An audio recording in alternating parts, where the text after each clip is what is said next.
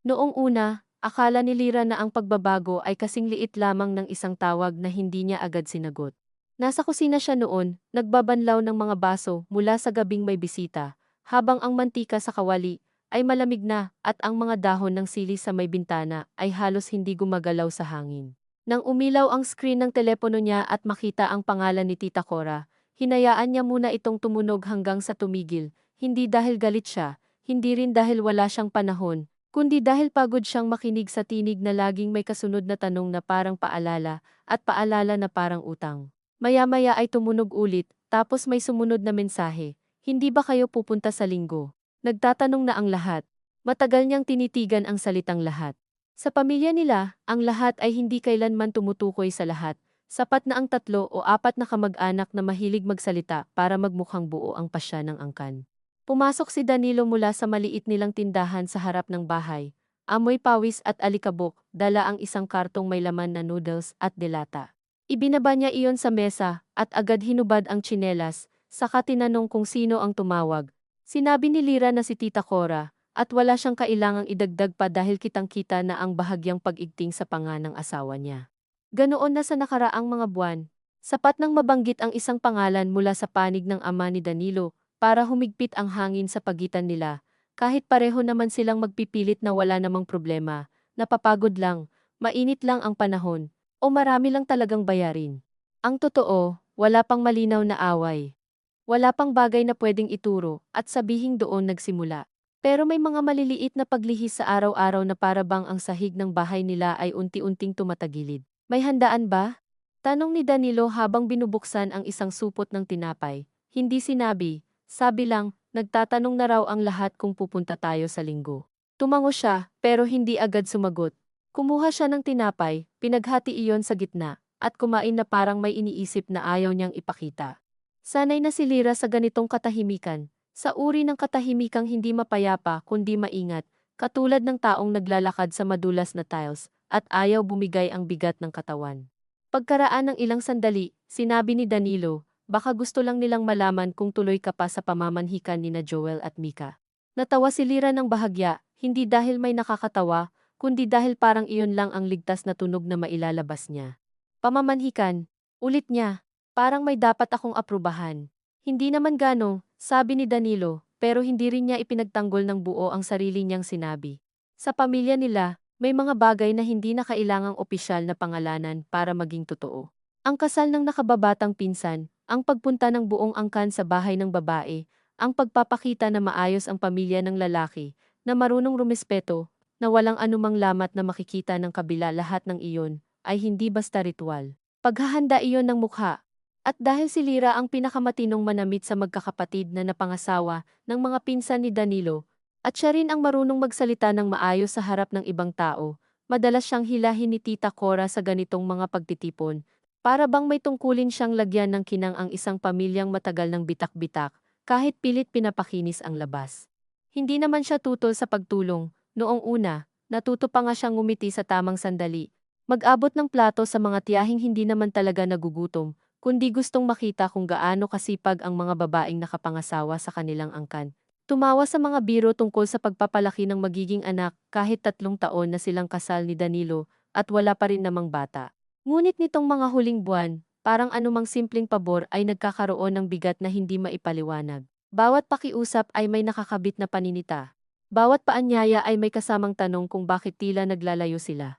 Alam ni Lira na hindi naman talaga siya matigas ang ulo. Lumaki siya sa bahay, na ang salitang hiya ay hindi kailangang isigaw para sundin. Ang ina niya mismo ang nagturo sa kanyang ngumiti muna bago sumagot, umiwas sa eskandalo, huwag maglalaba ng dumi sa harap ng iba, pero may mga anyo pala ng hiya na hindi na proteksyon, kundi tali. Nang gabing iyon, habang inaayos niya ang mga paninda sa istante at si Danilo ay nagbibilang ng sukli, may isang matandang kapitbahay na bumili ng toyo at biglang nagsabi, "Oh, iha, nakita ko si Tita Cora mo kanina sa palengke." Sabi niya, "Abala raw kayo ngayon, kaya hindi kayo napapadalaw, buti naman at mauunawaan ng pamilya, no?" Napatingin si Lira sa kanya, hindi iyon mukhang paninisi, masahol pa nga dahil parang simpatiya. Ang simpatiyang hindi mo hinihingi at hindi mo naman matanggihan, pagkaalis ng matanda. Ilang segundong hindi nagsalita si Danilo, pagkatapos, Mahinang sabi niya, mabilis talaga magsabi si tita. Hindi sinagot ni Lira iyon. May ilang bagay na lumalala kapag pinatulan, lalo na kung ang tanging totoo ay ang pakiramdam mong nababawasan ka kahit hindi naman masamang tao ang kausap mo. Kinabukasan, bumisita ang kapatid niyang si Mina, may dalang turon at balitang hindi raw sinasadya pero siguradong aabot din kay Lira. Umupo sila sa sala habang ang bentilador ay paikot-ikot na para bang may hinahabol.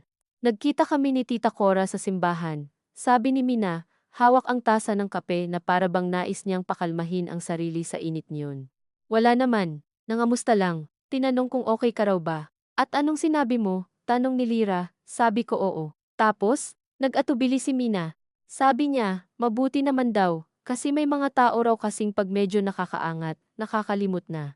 Natahimik si Lira, hindi naman sila nakakaangat, may maliit silang tindahan, hulugan ang motor, inuuna ang bayad sa kuryente kaysa bagong gamit sa bahay, at may mga gabi pa ring nagtatakpan silang mag-asawa ng pagod sa pamamagitan ng simpleng usapan tungkol sa presyo ng bigas.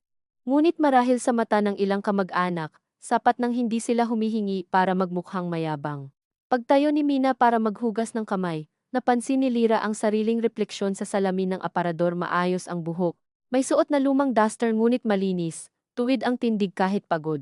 Baka nga, naisip niya, may mga anyo ng pagkamayabang na ipinapataw sa iyo hindi dahil sa ginawa mo kundi dahil sa hindi mo ipinakitang hirap ka rin. Nang dumating si Danilo galing sa bodega ng supplier, sinabi ni Lira ang nangyari, hindi siya nagtaas ng boses, hindi siya umiyak. Ikinuwento niya lamang, maayos, halos malamig, at iyon marahil ang lalong nagpagulo sa asawa niya. Umupo si Danilo sa gilid ng kama, nakayuko. Pinupunasan ang batok gamit ang lumang bimpo. Hindi naman siguro ganon ang ibig sabihin ni tita. Sabi niya, ang tinig ay wala ng buong paninindigan, bago pa matapos ang pangungusap. Kahit hindi ganon ang ibig sabihin, ganon ang dating. Minsan kasi, Lira, mali rin ang timing mo, matagal ka nang hindi sumasama. Maling timing? Mahina ang boses niya, pero ang mismong kahinaan niyon ang nagpalinaw sa sama ng loob. Kailangan ko bang magpakita para lang wala silang masabi? Hindi sumagot agad si Danilo, tinapik niya ang dulo ng tuwalya sa tuhod, 1, 2, 3, hanggang sa sinabi niya, hindi para wala silang masabi, para hindi na lumaki. Doon siya unang nasaktan ng malinaw, hindi dahil masama ang sinabi ni Danilo kundi dahil totoo iyon para sa kanya. Ang halaga ng kapayapaan para sa asawa niya ay madalas hindi paglutas kundi pag-iwas sa paglaki ng anumang pwedeng pag-usapan ng ibang tao. Naiintindihan iyon ni Lira. Lumaki si Danilo sa pamilyang kahit may utang ang isa, may kabit ang isa, may anak na umuwi ng buntis, may lalaking napalaya sa trabaho, dahil sa alak, laging iisa ang bili ng matatanda. Huwag ipaalam sa kabilang barangay, huwag iparinig sa kabilang mesa, huwag gawing dahilan para mapahiya ang apelyido. Marami ring mabubuting bagay sa ganoong uri ng pamilya, alam ni Lira iyon, marunong silang mag-ipon para sa may pangangailangan, bigla na lang may lulutong pansit kapag may problema ang isa, handang mag-abono sa burol o matrikula, pero ang kapalit ay isang tahimik at matibay na utang na loob sa imahe ng angkan. Kapag ang pamilya ang paksa, hindi na mahalaga kung sino ang unang nasaktan, mas mahalaga kung sino ang unang tumigil magsalita. Sige, sabi ni Lira pagkaraan, dahil sawang-sawa na siyang umikot ang usapan sa mga bagay na hindi naman direktang inaamin. Pupunta tayo sa linggo. Tumingin si Danilo sa kanya, waring may ginhawa ngunit may bahagyang pagdududa rin, na para bang hindi niya alam kung dapat ba siyang magpasalamat o mag-ingat. Sigurado ka? Oo, para hindi na lumaki. Inulit niya ang mismong mga salitang ginamit nito, at pareho nilang narinig ang talim niyon kahit pareho rin silang nagkunwaring wala. Mula noon hanggang Sabado, naging maayos ang mga kilos sa bahay nila sa paraang hindi natural. Mas maaga si Danilo umuwi, mas madalas magtanong kung may kailangan sa palengke, mas mabilis tumulong sa pag-aayos ng tindahan. Si Lira naman ay hindi na binabanggit si Tita Cora, hindi na nagtatanong kung anong oras sila aalis sa linggo, hindi na rin umiiwas sa tingin ng asawa niya. Ngunit sa maliliit na sandaling iyon sa paraan ng pag-abot niya ng plato na hindi sumasagi ang kamay nila, sa pagtutupi niya ng labada na hindi nagtataas ng tingin, sa pagkakahiga nilang magkatabi ngunit malayo ang balikat na roon ang bagong anyo ng lamat. Hindi pa ito sugat na bukas, ngunit hindi na rin ito simpleng init lamang ng panahon. Linggo ng umaga, maaga silang bumiyahe papunta sa bahay ni na Tita Cora sa kabilang bayan, kung saan gaganapin ang pagpupulong ng pamilya bago ang formal na pagdalaw sa pamilya ng mapapangasawa ni Joel. Habang umaandar ang tricycle sa masikip na kalsada at dumadaan sa mga bahay na may sampay na kumot at banderitas mula sa nakaraang pista, pinagmamasdan ni Lira ang mga tindahang unti-unting nagbubukas, ang karinderyang may umuusok ng lugaw, ang dalawang batang nag-aagawan sa plastik na bola. Palagi niyang naiisip sa ganitong mga biyahe na ang buhay ng ibang tao ay may sarili ring bigat, pero kahit alam niya iyon, ay hindi rin nababawasan ang pakiramdam na may hinihingi ang araw sa kanya na ayaw pa niyang ibigay. Pagdating nila, sinalubong sila ni Tita Cora sa gate na parang walang anumang kumirot sa nakaraang linggo. Nakangiti ito, mabango, nakapulang blusa, at may boses na matamis sa paraang alam mong sanay itong marinig ng maraming tao. Buti naman at dumating kayo, sabi nito. Sabay halik sa hangin malapit sa pisngi ni Lira. Akala ko talagang busy na kayo. May inayos lang po sa tindahan nitong mga nakaraan, sagot ni Lira. Oo nga, syempre, sabi ni Tita Cora, sabay hawak sa braso niya ng mas matagal ng kaunti sa kailangan. Kaya nga sabi ko sa kanila, huwag kayong husgahan, iba na kasi ang may sariling pinagkakaabalahan. Malambing ang tono, pero may isang piraso ng kahulugan na sadyang hindi pwedeng sagutin ng diretsahan. Pumasok sila sa bahay na puno na ng boses, kalansing ng kubyertos, at amoy ng garlic rice. Sa sala ay naroon ang mga tiyahin ni Danilo, ang ilang pinsan, ang dalawang matandang hindi na niya sigurado kung tunay bang kadugo o kapitbahay na matagal nang itinuturing na kamag-anak. Gaya ng dati, may mabilis na pagsukat sa kanya pagpasok pa lamang, ang damit, ang sapatos, ang handbag, ang buhok, ang ekspresyon, hindi iyon laging masama. Minsan iyon ang kanilang paraan ng pagmamalasakit. Ngunit kapag may umiikot ng tsismis, ang bawat sulyap ay nagkakaroon ng dagdag na kahulugan. Umupo si Lira sa dulo ng sopa at tinulungan si Tita Cora sa paghahanda ng mesa. Habang inaayos niya ang mga plato, narinig niyang may dalawang babae sa likod niya na nag-uusap tungkol sa pamilya ng mapapangasawa ni Joel. Mahinhin daw ang babae. Mabuti na yon, hindi katulad ng ibang napapangasawa ngayon, akala mo kung sino. At least maayos ang pamilya, walang issue. Nagpatuloy ang usapan na parang pangkalahatan lamang. Pero sa mga tahanang ganito, ang mga salitang walang pangalan ang madalas pinakamalakas tumama. Maya-maya ay lumapit si Joel, ang pinsang ikakasal, mukha pa ring batang kinakabahan kahit 29 na. Ate Lira, salamat at pumunta ka, sabi niya. Ikaw na naman kasi ang aasahan ni Mama nakakausap pag nandoon na tayo. Napangiti siya ng kaunti. Mas madali sanang tumanggi kung hindi niya mahal ang mga taong minsang humihila sa kanya. Sa ganitong gulo, mabait si Joel. Isa siya sa mga lalaking marunong pa ring tumulong sa paghugas ng pinggan matapos ang handaan, kahit tinutukso na siya ng matatanda na iwan na iyon sa mga babae. Ngunit may kahinaan ito na pamilyar sa maraming lalaki sa kanilang angkan. Madali itong magpasakop sa gusto ng matatanda kapag usapan na ang pangalan ng pamilya. Wala naman akong espesyal na gagawin, sabi ni Lira. Nandoon ka lang ate. Iba ang dating pagmaayos ang kasama. Hindi na siya sumagot. Sa loob ng bahay na iyon, ang salitang maayos ay parang rosaryo hawak ng lahat, paulit-ulit ginagamit, at bihirang tanungin kung para saan nga ba talaga. Bago magtanghalian, nagsimula ang usapang hindi naman daw seryoso, pero malinaw na may layon. Nasa mahabang mesa sila, may lechon manok sa gitna, pansit sa isang bandehado, at isang pitsel ng malamig na tubig na pawis na salamig. Si Tito Edgar, ang nakatatandang kapatid ng ama ni Danilo, ang unang nagbukas ng paksa. Sa pagpunta natin mamaya, sabi niya, kailangan maayos tayong lahat. Alam ninyo naman, unang tingin pa lang, doon na sila huhusga, tumango ang ilan, normal iyon. Pagkatapos ay idinugtong ni Tita Cora, halos pabiro, at sana, walang biglang sasagot ng pabalang o magmumukhang may sariling mundo. Alam na ninyo, mahalaga ang impresyon. Hindi niya diretsahang tiningnan si Lira, ngunit hindi naman kailangan. Ang ilan sa mesa ay tila nagkunwaring abala sa pagsandok ng ulam. Si Danilo, sa tabi niya, ay nanatiling tahimik, ang tingin ay nasa plato, doon unang sumikip ng husto ang dibdib ni Lira. Hindi dahil bago ang ganitong klase ng patutsyada, kundi dahil maraming beses na niyang pinagbigyan ang paraan nilang magsalita, at tila lalo lamang lumalakas ang loob ng mga ito kapag wala siyang ipinapakitang pagtutol. Huminga siya ng marahan at sabi, wala naman sigurong may planong sumagot ng pabalang. Natahimik ang mesa ng isang saglit, hindi iyon hamon. Ngunit hindi rin iyon ang maamong katahimikang inaasahan nila. Ngumiti si Tita Cora, iyong ngiting kayang pagtakpan ang halos anumang uri ng pagkitid sa loob. Mabuti kung ganon, sabi nito. May mga tao lang talagang madaling mapagod sa pakikisama. Napapagod naman po ang lahat, sagot ni Lyra, pinananatiling banayad ang boses. Pero hindi naman ibig sabihin noon na ayaw ng makisama. Muling tumahimik ang mesa, at bago pa lumalim ang sandali ay biglang nagsalita si Joel tungkol sa oras ng alis at kung sino ang sasama sa unang sasakyan. Ngunit kahit nagbago ang paksa, naiwan sa hangin ang manipis na hiwa ng mga sinabi. Ramdam ni Lyra ang bahagyang paggalaw ni Danilo sa tabi niya. Parang gustong magpakita ng suporta o babala ngunit hindi makapili.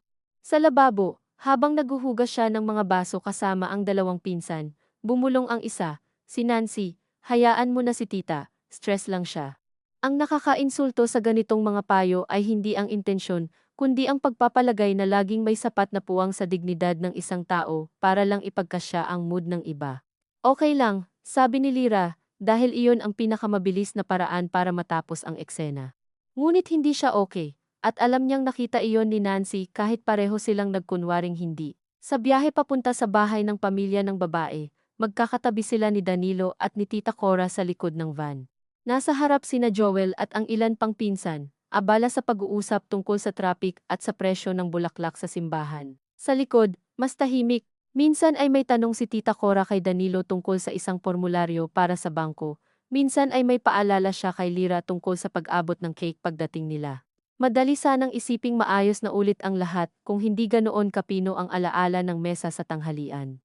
Nang minsang mauntog ang bag ni Lyra sa tuhod ni Danilo dahil sa lubak, hinawakan nito ang bag at inayos, saka binitiwan agad na parang natakot sa init ng kung anong namamagitan sa kanila.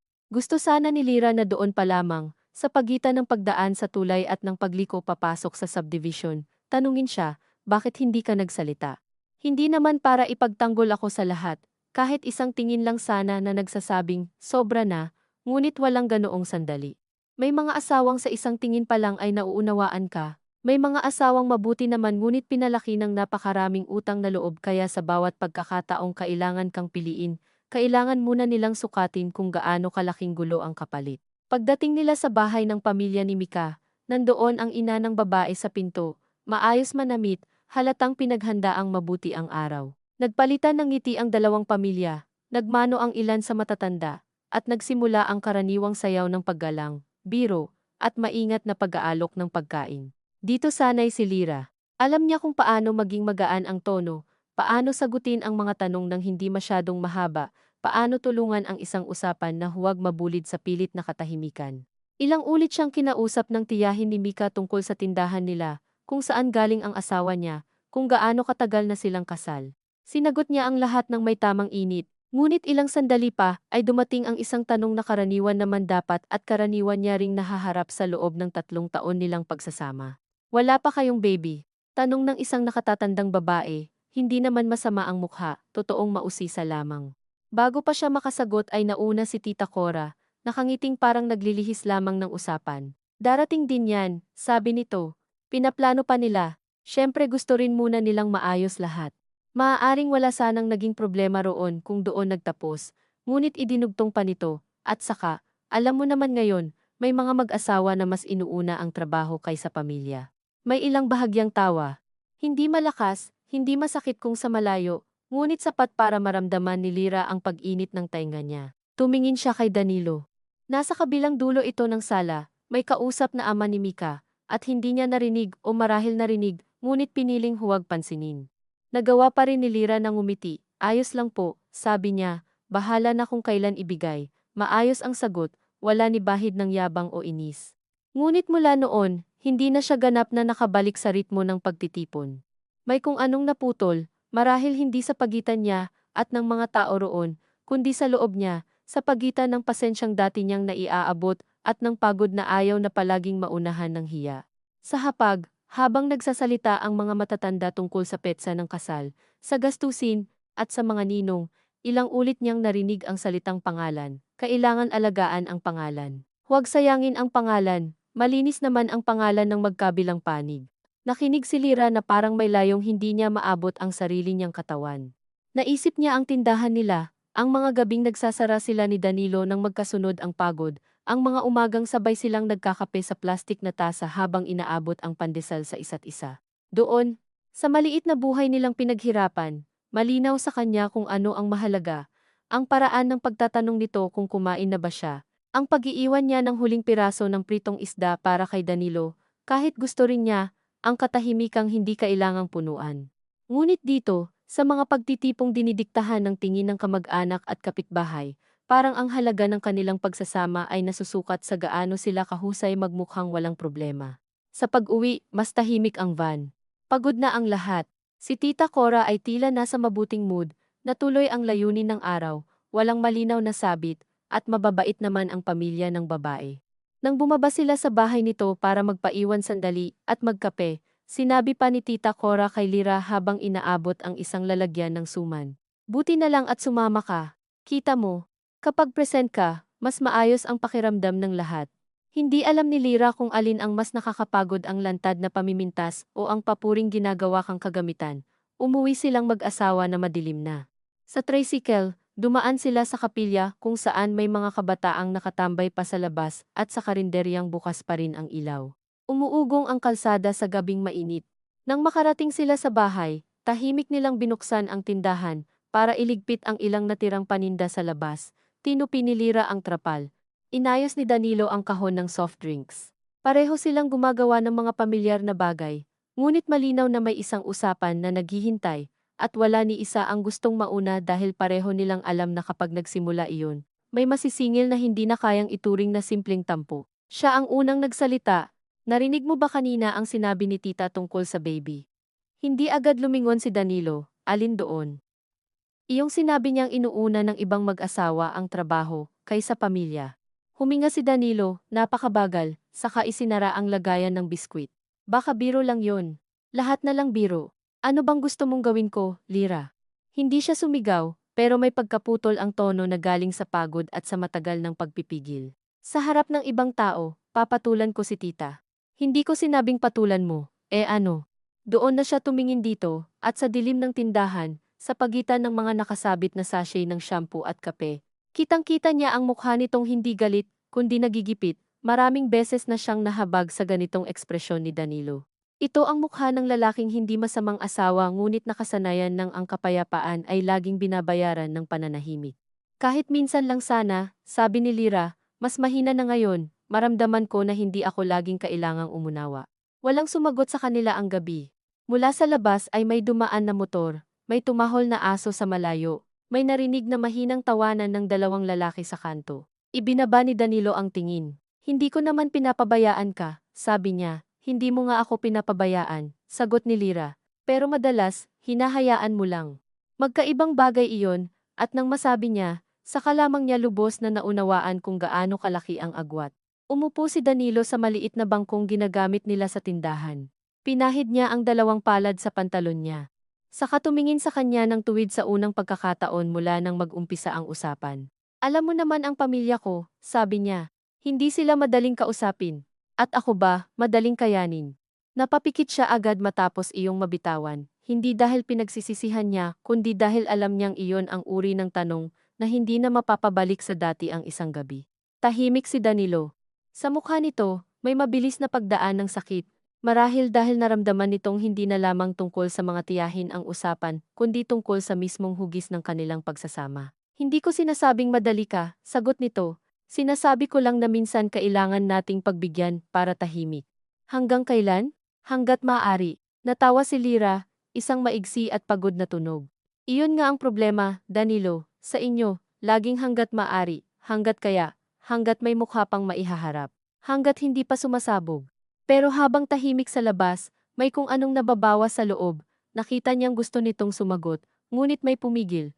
Marahil hindi nito alam kung paano ipagtatanggol ang isang tradisyong kinasanayan nang hindi inaamin na maraming sugat na ang naidulot nito. Marahil ay natatakot din itong baka tama siya. Maya-maya, mahinang sabi ni Danilo, ayokong mapahiya ang pamilya. At sa simpleng pangungusap na iyon, narinig ni Lira ang tunay na problema. Mas malinaw pa kaysa sa lahat ng patutsadang binitiwan ni Tita Cora.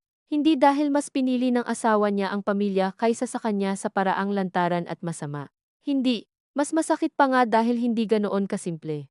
Ang gusto ni Danilo ay panatilihing buo ang lahat, ang paggalang sa matatanda, ang katahimikan sa angkan, ang pagsasama nila. Ngunit sa ganitong mga sitwasyon, may isang bagay na laging kailangang unang madurog ng bahagya para magmukhang buo ang iba. At madalas iyon ang damdaming hindi nakikita sa harap ng mesa. Ayoko ring mapahiya, sabi ni Lira, halos pabulong.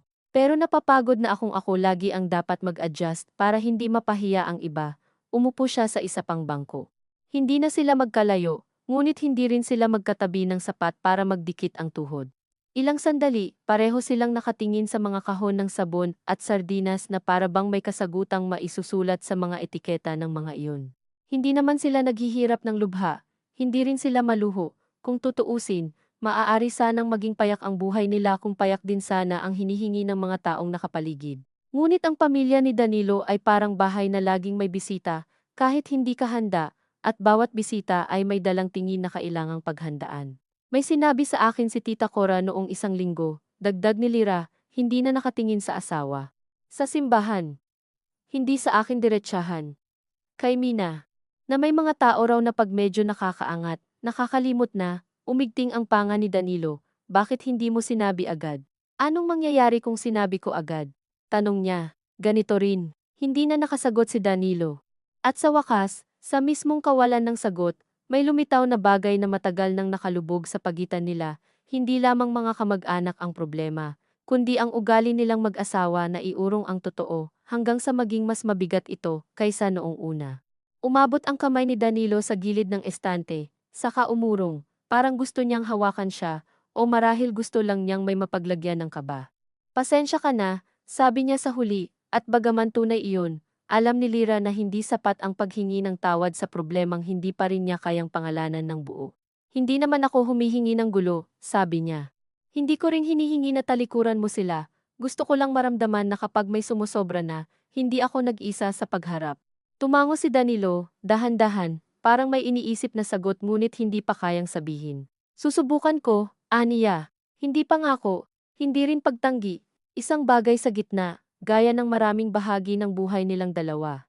Sa ibang gabi, baka tinanggap na iyon ni Lira bilang sapat na panimula. Ngunit ngayong gabi, may kung anong nanatiling nakabara sa dibdib niya, marahil dahil narinig na niya ng maraming beses sa iba't ibang anyo ang salitang susubukan. Susubukan ni Tita Cora na intindihin siya, susubukan ng pamilya na huwag makialam, susubukan nilang huwag lumaki ang usapan. Laging may pagsubok, bihirang may malinaw na hangganan. Tumayo siya upang patayin ang ilaw sa tindahan. Sa salamin ng pinto, magkatabi ang refleksyon nila ni Danilo, ngunit dahil sa anggulo at sa ilaw sa labas, parang may manipis na linyang naghihiwalay sa kanila. Hindi iyon lamat na kayang makita ng kamag-anak. Hindi iyon bagay na maibabalita sa simbahan o sa palengke. Ngunit naroroon iyon, totoo at tahimik, at marahil iyon mismo ang pinaka-nakakatakot ang mga bitak na hindi nakakahiya sa paningin ng iba ngunit dahan-dahang sumisira sa tahanan, pagsarado na ang pinto. Nang mahiga sila ng gabing iyon, narinig ni Lira ang paghinga ni Danilo sa tabi niya, gising pa rin kahit nakatalikod. Saglit niyang inisip na lapitan ito, ilapat ang noo sa balikat nito. Sabihin na pareho lang naman silang pagod, at baka pwede pa nila itong ayusin nang hindi na umaabot sa puntong may masabi ang buong angkan. Ngunit may pumigil sa kanya, hindi yabang, hindi ring galit, kundi isang payat ngunit tumitibay na takot na kapag siya na naman ang unang umurong, baka iyon na ang maging hulma ng lahat ng susunod nilang taon. Kaya nanatili siyang nakatingin sa kisame, nakikinig sa tunog ng tricycle na paminsan-minsang dumaraan, sa kaluskos ng plastik sa tindahan, sa bahagyang pag-ubo ni Danilo na para bang may gustong sabihin ngunit pinili na namang lunukin, at sa loob ng katahimikang iyon. Naisip niya nang may kakaibang linaw na kung ang dangal ng pamilya ay laging kailangang iligtas. Maaaring dumating ang panahong ang mismong tahimik nilang pagsasama, ang walang magtatangkang iligtas para sa kanila. Kinabukasan, nagising si Lira sa tunog ng pagtaas ng rolyong bakal ng tindahan at sa amoy ng kape na hindi siya ang nagpakulo. Hindi pa maliwanag ng husto sa labas, ang langit ay may kulay na parang basang semento, at ang mga manok sa likod ng kapitbahay ay hindi pa sabay-sabay ang tilaok. Humiga pa siya ng ilang segundo, nakatingin sa kisame, at nakinig sa galaw ni Danilo sa ibaba ang maingat na paglapag ng kahon, ang mahinang pag-ubo, ang pagkaskas ng walis sa sahig ng tindahan. Noong ibang araw, ang ganitong tunog ay nakapapawi. Ngayong umaga, para iyong paalala na may mga tao talagang marunong gumalaw sa paligid mo, na waring walang nabago, kahit malinaw namang may bahagyang lumipat na bagay sa pagitan ninyo. Nang bumaba siya, may 2 tasang kape na sa mesa at nakahiwa na ang pandesal. Kumain ka muna bago ka mag-ayos ng paninda, sabi ni Danilo nang hindi tumitingin ng matagal. Tumango si Lira. Hindi siya naghanap ng lambing sa tono. Hindi rin naman niya kayang maging malupit sa simpleng pag-aabot ng almusal. Umupo siya, humigop ng kape, at agad naramdaman ang pait na mas matapang kaysa sa timpla niya. Hindi niya alam kung nagkamali lang ito sa sukat o sadyang hindi nito napansin. Pero sa loob niya ay may bahagi pa ring naghahanap ng kahulugan, kahit sa mga maliliit na bagay. At agad din niyang kinutya ang sarili dahil doon. Hindi lahat ay simbolo. Hindi lahat ay senyales ng dahan-dahang pagkawasak. Ngunit may mga panahong talagang ang isip, kapag pagod na, ay kumakapit sa anumang makapagpapatunay na hindi lang ito nag-iimbento ng bigat. May pupuntahan ako mamaya sa supplier, sabi ni Danilo pagkaraan ng ilang sandali. Baka tanghali na ako makabalik. Sige. Kung gusto mo, isasabay ko na rin iyong bayad sa bigas. Bahala ka. Narinig niya ang lamig ng sariling sagot, hindi matalim ngunit kulang sa anumang pumapawi. Narinig din iyon ni Danilo, halatang halata sa bahagyang paghinto nito, sa pagbibilang ng baryang hawak, ngunit hindi na sila bumalik sa usapan. Pareho silang marahil may takot na kapag sinubukang gawing maayos ng maaga ang umaga, baka lumabas lamang na hindi pa talaga maayos ang loob. Nang dumating ang unang customer, isang batang bumibili ng tigpipisong kape, nakangiti silang pareho, halos sabay pang nag-abot ng sukli. Mula sa labas, kung may nakakita man sa kanila sa loob ng tindahan, wala namang iisiping kakaiba. Isa na naman iyong araw na maayos silang dalawa, isa na naman iyong anyo ng kapayapaan na madaling paniwalaan ng ibang tao, dahil hindi naman sila sumisigaw, at hindi rin nagsasara ng pinto ng malakas. Bandang 10:00, tumawag si Tita Cora. Hindi agad sinagot ni Lira, tiningnan niya munang mabuti ang screen, parang umaasang magbabago ang pangalan kung sapat ang titig. Sa ikatlong ring niya sinagot, "Hello, tita." "Oh, Lira, hindi naman kita naabala." Tanong nito sa boses na laging parang may ibang taong nakikinig. "Wala po, mabuti. Naisip ko lang, dahil ang ayos ng pakikiharap mo kahapon, baka pwede kang tumulong sa paggawa ng listahan ng mga dadalo sa engagement dinner ni Joel sa susunod na linggo. Magulo kasi ang sulat kamay ng tito mo. Ikaw na ang may magandang sulat. Walang masama sa hinihingi. Iyon mismo ang nakakapagod. Hindi siya inuutusan ng padabog. Hindi siya sinasabihan na wala siyang kwenta. Wala ring lantad na pangmamaliit. Ang iniaalok sa kanya ay pabor na pwede niyang tanggihan kung gusto niya.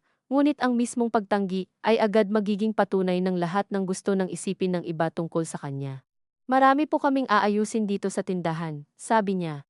Hindi lubos na pagtanggi, hindi rin pagsang-ayon. "Sandali lang naman iyon," sabi ni Tita Cora. "At sa kapamilya naman. Hindi ko na sana sasabihin, pero may mga nagtatanong pa rin bakit parang dumidistansya kayo. Ayoko lang lumaki na naman." Natahimik si Lira. Minsan ay parang may sariling buhay ang salitang lumaki. Hindi naman ito basta paglalarawan ng tsismis. Parang ito ang pinakamatinding kasalanan sa kanilang mundo, ang hayaang lumaki ang anumang hindi maayos, kahit ang paraan ng pagpapaliit ay kadalasang nakadadagok sa mismong taong umaaray na. "Pag-iisipan ko po," sabi niya. "Sige, anak. Alam ko namang ikaw ang marunong makisama." Pagkababa niya ng tawag, hindi agad siya kumilos. Nakatayo siya sa pagitan ng freezer ng yelo at ng estante ng sabon. Hawak pa rin ang telepono, habang may isang lalaki sa labas na paulit-ulit na bumubulong ng numero ng load na bibilhin. Nang pagsilbihan niya ito, malinaw sa kanya na hindi talaga ang listahan ang problema. Kaya niyang gumawa ng listahan, kaya niyang umupo sa bahay ni Tita Cora ng 2 oras, kaya niyang ngumiti, magsulat, at umiwas sa anumang sasabog. Ang mabigat ay ang pakiramdam na dahan-dahan siyang hinuhubog sa anyo ng babaeng pinakamadaling gamitin para tumingin na maayos ang lahat. Pagsapit ng tanghali, dumaan si Mina dala ang isang lalagyan ng ginataang bilo-bilo. "Marami kaming nagawa," sabi nito. "Baka gusto mo." Inilapag niya ang lalagyan at tumulong agad magsaing sa likod na kusina kahit hindi naman inutusan. Ganoon si Mina. Hindi ito mahilig sa malalaking payo, ngunit marunong magpahiwatig ng pagdamay sa pamamagitan ng paghawak sa pinakamaliliit na gawain. Habang naghihiwa sila ng sibuyas, sinabi ni Lira ang tawag ni Tita Cora. Hindi siya nagpalabis. Binanggit lamang niya ang mga salita gaya ng pagkakasabi sa kanya. "Pumunta ka ba?" tanong ni Mina. "Hindi pa. Sabi ko pag-iisipan ko." "At iisipin mo talaga?" Hindi agad sumagot si Lira. Minsan ay may ginhawang dulot ang pagkakaroon ng kapatid na hindi kailangang kaalyado mo sa lahat para makita ang nangyayari. Hindi ko alam, sabi niya sa huli. Kapag hindi ako pumunta, sasabihin nilang may attitude ako. Kapag pumunta naman ako, lalo nilang iisipin na pwede nila akong tawagin anumang oras. Minsan kailangan mo ring hayaan na may masabi sila, sabi ni Mina, ngunit maingat ang tono. Waring alam nitong hindi sapat ang ganitong pangungusap kapag ibang bahay at ibang apelyido ang pinoprotektahan. Madali sa'yo sabihin. Oo, kasi hindi ako nakatira sa loob ng pamilya nila. Hindi masakit ang sinabi ni Mina, masyado iyong totoo para masaktan. Habang kumukulo ang sabaw, napatingin si Lira sa bintanang may kawad na kinakalawang sa sulok. Naalala niya ang unang taon nilang mag-asawa ni Danilo, noong hindi pa gaanong kilala ng mga kamag-anak ang ugali niya at hindi pa rin siya sanay sa dami ng okasyong hindi maaaring hindi puntahan. Noon, mas madali ang lahat. Bawat pagpunta ay may kasamang lambing mula kay Danilo sa biyahe pauwi, kung saan kinukwento nito kung sino sa mga tiyahin ang dapat biruin, at kung sino ang dapat iwasan, sino ang mabait pag walang ibang nakatingin, at sino ang kailangang pagbigyan, dahil magaling magtanda ng sama ng loob. Para iyong mga munting leksyon sa pagpasok sa isang pamilyang, hindi mo pa wika ang alam, kahit kapareho mo naman ng bansa at simbahan, at pang-araw-araw na ugali. Marahil dahil mahal niya si Danilo noon, at mahal pa rin niya ngayon, pinag-aralan niyang mabuti ang wikang iyon, ang tamang tawa, ang tamang tanggi, ang tamang antas ng paglahok sa usapan. Hindi naman siya nagsisisi. May mga bahagi ng pamilyang iyon na tunay niyang minahal. Ang problema lamang, habang natututo siyang umayon, may mga taong nasanay namang siya ang aayon. Pag-alis ni Mina, saka lang dumating si Danilo, pawisan at may bahagyang iritasyon sa pagitan ng mga kilay. Ang tagal sa supplier, sabi nito, habang nilalapag ang sobre ng resibo. Laging may kulang na pirma. Gusto sana ni Lira na sabihin agad ang tawag ni Tita Cora, ngunit pinili niyang ipagpaliban ng kaunti, marahil para subukan kung posible ba ang isang hapon na walang mabigat na usapan. Inabot niya ang tubig, nagsandok ng ulam, at sabay silang kumain sa maliit na mesa sa likod. Sa kalagitnaan ng pagkain, nagsalita si Danilo tungkol sa presyo ng asukal at sa balitang may bagong minimart na magbubukas sa may highway. Sumagot si Lira, naging normal ang usapan sa paraang halos nakaluluwag, at sa loob ng ilang minuto ay naisip niyang marahil iyon na ang kailangan nilang dalawa. Ilang simpleng araw muna na hindi inuungkat ang sugat hanggang sa magkaroon ito ng sariling bagong balat. Ngunit hindi pala sapat ang katahimikan kapag ang paligid mismo ang marunong kumalabit. Pagkatapos kumain, sinabi niya rin ang tawag. Hindi nagulat si Danilo, umupo lamang ito sa bangko at hinilot ang sentido. Magpapatulong lang naman siguro sa listahan, sabi nito. Siguro, kung ayaw mo. Huwag, tiningnan siya ni Lira. Ganoon lang. Ano pa bang gusto mong sabihin ko? Wala. Ngunit mayroon. Ang gusto niyang marinig ay hindi payak na pahintulot na tumanggi, kundi isang pag-ako na nakikita nito kung paano siya dahan-dahang itinutulak sa sulok kung saan anumang gawin niya ay siya pa rin ang may kasalanan. Ngunit muli, ang reaksyon ni Danilo ay ang uri ng kabaitang walang lakas. Hindi nito siya pinipilit. Hindi rin siya tinatanggol. Sa huli, siya pa rin ang magpapasya. At siya rin ang magdadala ng anumang bigat ng pasyang iyon. Nang gabing iyon, hindi na siya sumama sa tindahan nang magsara si Danilo. Umakyat siya ng maaga sa kwarto. Nagtiklop ng labada, at pinakinggan ang mahihinang boses ng telebisyon ng kapitbahay sa kabilang dingding. Hindi naman siya umiiyak. Matagal na siyang hindi umiiyak ng madali. Ngunit may kakaibang pagod na kumapit sa likod ng mga mata niya. Iyong pagod na galing hindi sa dami ng ginawa kundi sa dami ng beses mong pinigilan ang sariling magsalita ng totoo. Kinaumagahan, bago pa siya makapagpasya kung pupunta ba siya kina Tita Cora, dumating si Nancy, ang pinsang nakasama niyang maghugas ng baso noong nakaraang linggo. May dala itong 2 pirasong ensaymada, at ang pamilyar na ngiting hindi mo agad maikakategorya kung payapa ba o may kung anong gustong ipaalam. Napadaan lang, sabi nito. May ipapadala sana si Tita. Pero naisip kong ako na rin ang mag-abot. Mula sa bag nito, inilabas ang isang makapal na sobre at isang maliit na notebook.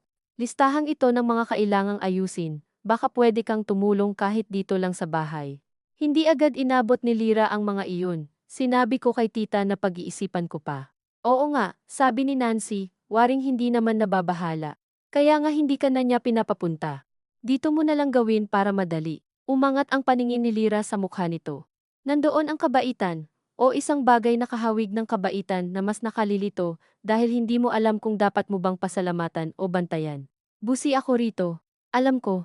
Pero mabilis ka lang naman. At saka, Mas maigi na rin siguro kaysa may ibang gumawa, tapos marami na namang puna si tita. Sa puntong iyon, may maliit na bagay na kumalas sa loob ni Lira. Hindi ito galit na sumabog, wala ring eksenang nangyari. Tiningnan lang niya ang notebook, ang sobre, at si Nancy na wari tunay na naniniwalang makatwiran ang lahat at naramdaman niyang kung tatanggapin niya ang mga iyon ngayon. Hindi na simpleng pakikisama ang gagawin niya kundi tahimik na pahintulot sa isang sistema kung saan lahat ng pag-aayos ay inaasa sa pinakatahimik. Pasensya na, sabi niya, malinaw ngunit mahinahon, hindi ko magagawa, hindi nagbago agad ang mukha ni Nancy.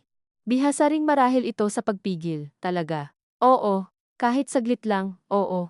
Ilang sandaling nakatayo lamang sila roon, sa pagitan ng pinto at ng kahon ng soft drinks, habang may isang batang sumisilip sa bintana para bumili ng candy. Sige, sabi ni Nancy sa wakas, sabihin ko na lang kay tita. Wala nang iba. Wala ring panghahamak, wala ring paghahagis ng notebook sa mesa.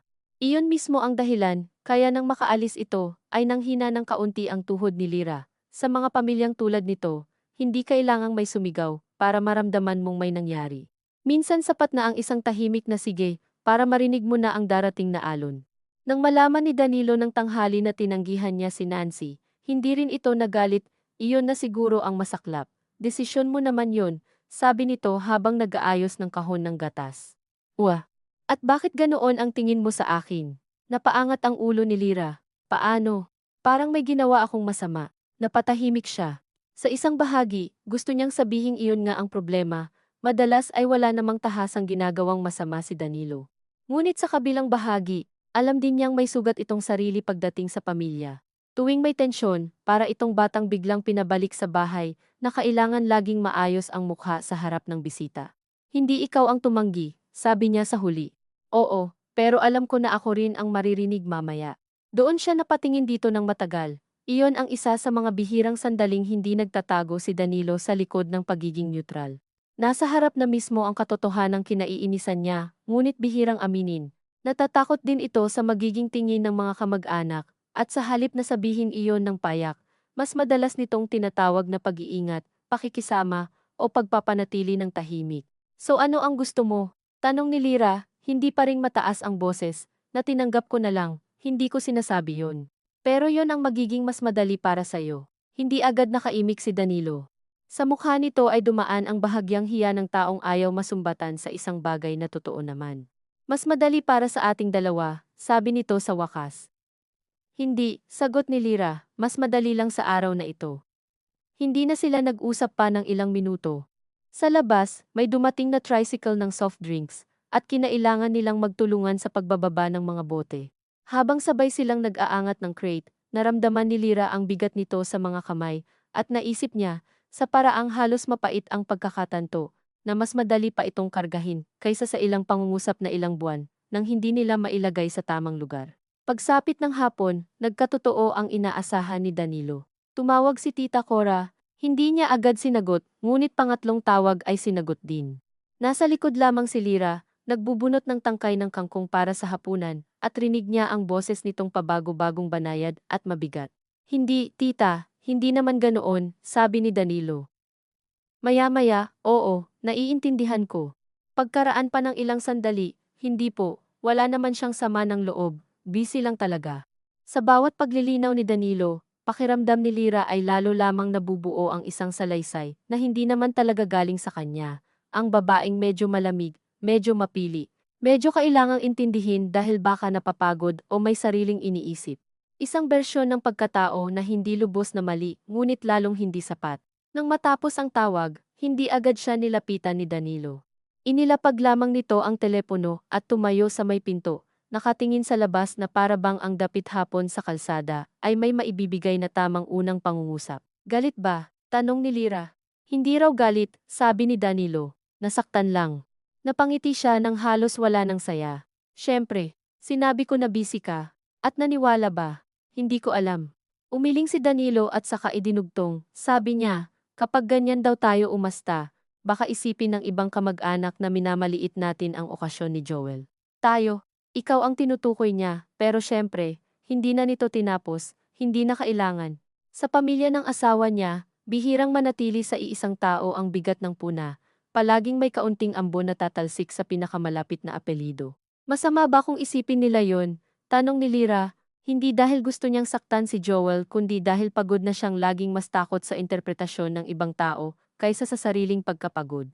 Oo, mabilis na sagot ni Danilo. Mahalaga kay Joel ito, mahalaga rin sa akin na hindi ako tratuhing tauhan. Natahimik siya. Pagkatapos, sa boses na mas mababa, sinabi ni Danilo, minsan kasi, Lyra, hindi mo na rin tinutulungan ang sitwasyon. Hindi malakas ang pagkakabitiw, ngunit iyon marahil ang pinakaunang pangungusap mula rito sa maraming araw na talagang dumapo sa kanya, na parang bukas na sampal.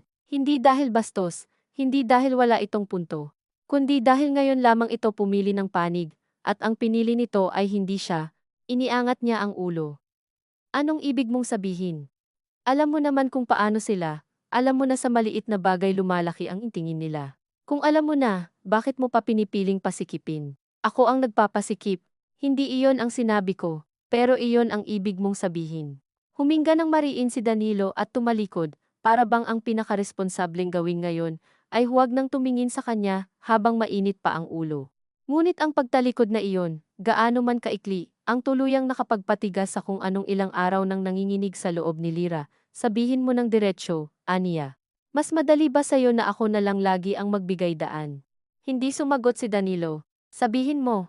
Ayoko ng gulo, sabi nito sa huli, halos pabulong ngunit matigas. Iyon lang. At kapag ako ang nagkaroon ng sama ng loob, hindi ba yun gulo? Napahawak si Danilo sa gilid ng pinto. Huwag mo naman akong ipitin. Sa kakaibang paraan, iyon pa ang lalong nagpasakit, parang sa bawat hakbang na hinihingi ni Lyra bilang asawa, nararamdaman ni Danilo na siya ang naiipit. Na para bang ang simpleng pag-ako sa damdamin niya ay dagdag na pasanin, hindi bahagi ng buhay na pinili nilang buuin. Hindi na niya pinilit pang ituloy ang usapan. Tinapos niya ang paghihiwa ng gulay, isinaing ang kanin, at kumilos sa bahay, na para bang may sinasanay na panibagong paraan ng paghinga. Gabi na nang dumating ang mensahe ni Tita Cora, hindi na tawag, na para bang naisip nitong mas mabuting isulat ang anumang gusto nitong manatili. Pasensya na kung nakadagdag pa kami sa iniisip mo. Pero sana maisip mo rin na hindi lang sarili ang daladala natin kapag may okasyon, may apelyido tayong inaalagaan. Ilang ulit binasa ni Lyra ang mensahe, walang mura, walang lantad na pagbabanta, at gayunman, naroon ang buong bigat ng pamilyang sanay magsalita, na parang laging tungkol sa kabutihan ng lahat ang usapan. Hindi niya sinagot. Inilapag niya ang telepono, pinatay ang ilaw sa kwarto, at humiga. Sa dilim, naaalala niya ang mga pagkakataong siya mismo ang nagtanggol sa mga kamag-anak ni Danilo noon sa harap ni Mina, o ng sarili niyang ina. Hindi naman sila masama, sabi niya dati. Ganito lang talaga sila, mahalaga sa kanila ang pamilya, mahalaga sa kanila ang dangal, hindi naman niya binabawi ang lahat ng iyon. Ngunit sa unang pagkakataon, naisip niya ng buo na may mga pagpapahalagang mabuti sa umpisa, ngunit nagiging mapang-abuso kapag walang marunong tumutol sa pangalan ng bait at hiya. Lumipas ang 2 araw na walang direktang mensahe mula kay Tita Cora, ngunit hindi iyon katahimikang nakapapawi. Parang tahimik lamang ang dagat, habang may humihilang alon sa ilalim. Si Danilo ay naging mas maingat kaysa dati, mas maaga nagsasara ng tindahan, mas madalas magtanong kung nakakain na siya, minsan pa ay nagdala ng paborito niyang hopya mula sa bayan. Tinanggap ni Lyra ang lahat, hindi malamig ngunit hindi rin umaabot sa antas ng ginhawang maaaring maipagkamali nilang pag-ayos. May mga sandaling gusto niya na rin itong kaawaan. Nakikita niyang nahahati si Danilo sa pagitan ng kinagisnan, at nang dapat nitong gawin bilang asawa. Ngunit dumarating din ang sandali, lalo na sa gabi, kapag nakatalikod ito sa kama, na sumisiklab ang tanong sa loob niya. Gaano katagal kailangang hintayin ang isang tao bago masabing iyon na talaga ang kaya niyang ibigay? Noong Biyernes, dumating ang ina ni Danilo, si Aling Pasing, na bihira namang dumalaw ng walang dahilan. May dala itong puto at maliliit na manggang hilaw na nakabalot sa dyaryo. Pagpasok pa lamang nito, alam na ni Lyra na hindi simpleng pangangamusta ang sadya. Masyadong maingat ang kasuotan, masyadong maaga ang dating, at masyadong matamis ang unang tanong, "Kumusta ka na, iha?" Hindi siya kailanman naging masamang biyenan sa lantad na paraan. Katulad ni Tita Cora, ang galing ni Aling Pasing ay nasa kakayahang magsabi ng mahirap tanggihan ng hindi kanya tahasang binabastos. Umupo sila sa sala habang si Danilo ay nasa tindahan, at pagkatapos lamang ng ilang tanong tungkol sa benta at sa bagong minimart, lumihis din ang usapan. Narinig ko may kaunting tampuhan daw kayo ni Cora. Sabi nito, parang ayaw talagang manghimasok ngunit walang ginawa kundi ang mismong manghimasok. Wala naman po. Mabuti kung gano. Alam mo naman ang kapatid ko, minsan madaldal lang. Hindi sumagot si Lyra, pero ikaw rin, iha, dagdag nito pagkalipas ng ilang saglit. Sana lawakan mo rin ang pangunawa. Malapit na ang kasal ni Joel. Kapag may kaunting tampo ngayon, ang bilis niyan makarating kahit saan. Naramdaman ni Lyra ang kabigatan sa likod ng leeg niya. Mula sa kusina ay umaalingaw ang tunog ng kutsarang naiwan niyang nakasalang sa baso. Hindi ko naman po ginustong magkaroon ng tampo, alam ko. Tumango si Aling Pasing, waring mabait na hukom. Pero may mga bagay na hindi na dapat pinapatulan. Lalo na kung mas matanda ang kausap. Kapag pinatagal pa, ikaw din ang mapag-iisipan.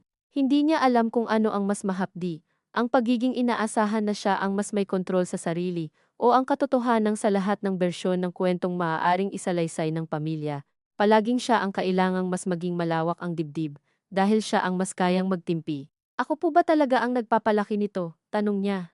Hindi siya nagtataas ng boses, ngunit may bahagyang panginginig na hindi niya maitago. Tiningnan siya ni Aling Pasing ng matagal. Ayokong magbilang kung sino ang nagsimula, ang akin lang, mas mabuting may magpakumbaba. Napatingin si Lyra sa mga manggang dala nito sa mesa. Maasim, hilaw, maputla pa ang laman. Naisip niya, sa paraang hindi niya masabi ng diretsahan, na sa pamilyang ito laging may kailangang magpakumbaba, ngunit tila iisa lang ang direksyong hinihingi ng pagpapakumbabang iyon. Nang dumating si Danilo at nadatnan silang magkausap, agad nitong naunawaan ang uri ng pag-uusap na naganap kahit wala pang nagsasalita. Nakita iyon ni Lyra sa bilis ng paglihis ng mga mata nito, mula sa kanya patungo sa ina, at sa masyadong magaan nitong tanong na, "Ma, napadaan ka?" Parang gustong gawing ordinaryo ang lahat bago pa ito magkaroon ng matibay na anyo. Kumain silang tatlo ng merienda. Nag-usap tungkol sa panahon, sa presyo ng karne, sa anak ng kapitbahay na nakapasa raw sa Maynila. Ngunit sa ilalim ng mga pangungusap na iyon ay naroon pa rin ang tunay na dahilan ng pagdalaw. Humihinga, naghihintay, bago umalis si Aling Pasing, hinawakan nito ang kamay ni Lyra at marahang pinisil. "Ikaw na ang umintindi," sabi nito nang hindi nakangiti. "Babae ka. Mas alam mo dapat kung paano magligtas ng bahay." Sa sandaling iyon, halos natawa si Lyra, hindi sa tuwa kundi sa pagod na may halong pagkamangha. Napakarami palang paraang kayang ipasa sa babae ang responsibilidad sa anumang masisira, basta lamang sapat na malumanay ang tono ng paninisi. Nang makaalis ang biyenan niya, matagal silang hindi nag-usap ni Danilo. Naglinis siya ng mesa, si Danilo naman ay nag-ayos ng kaha.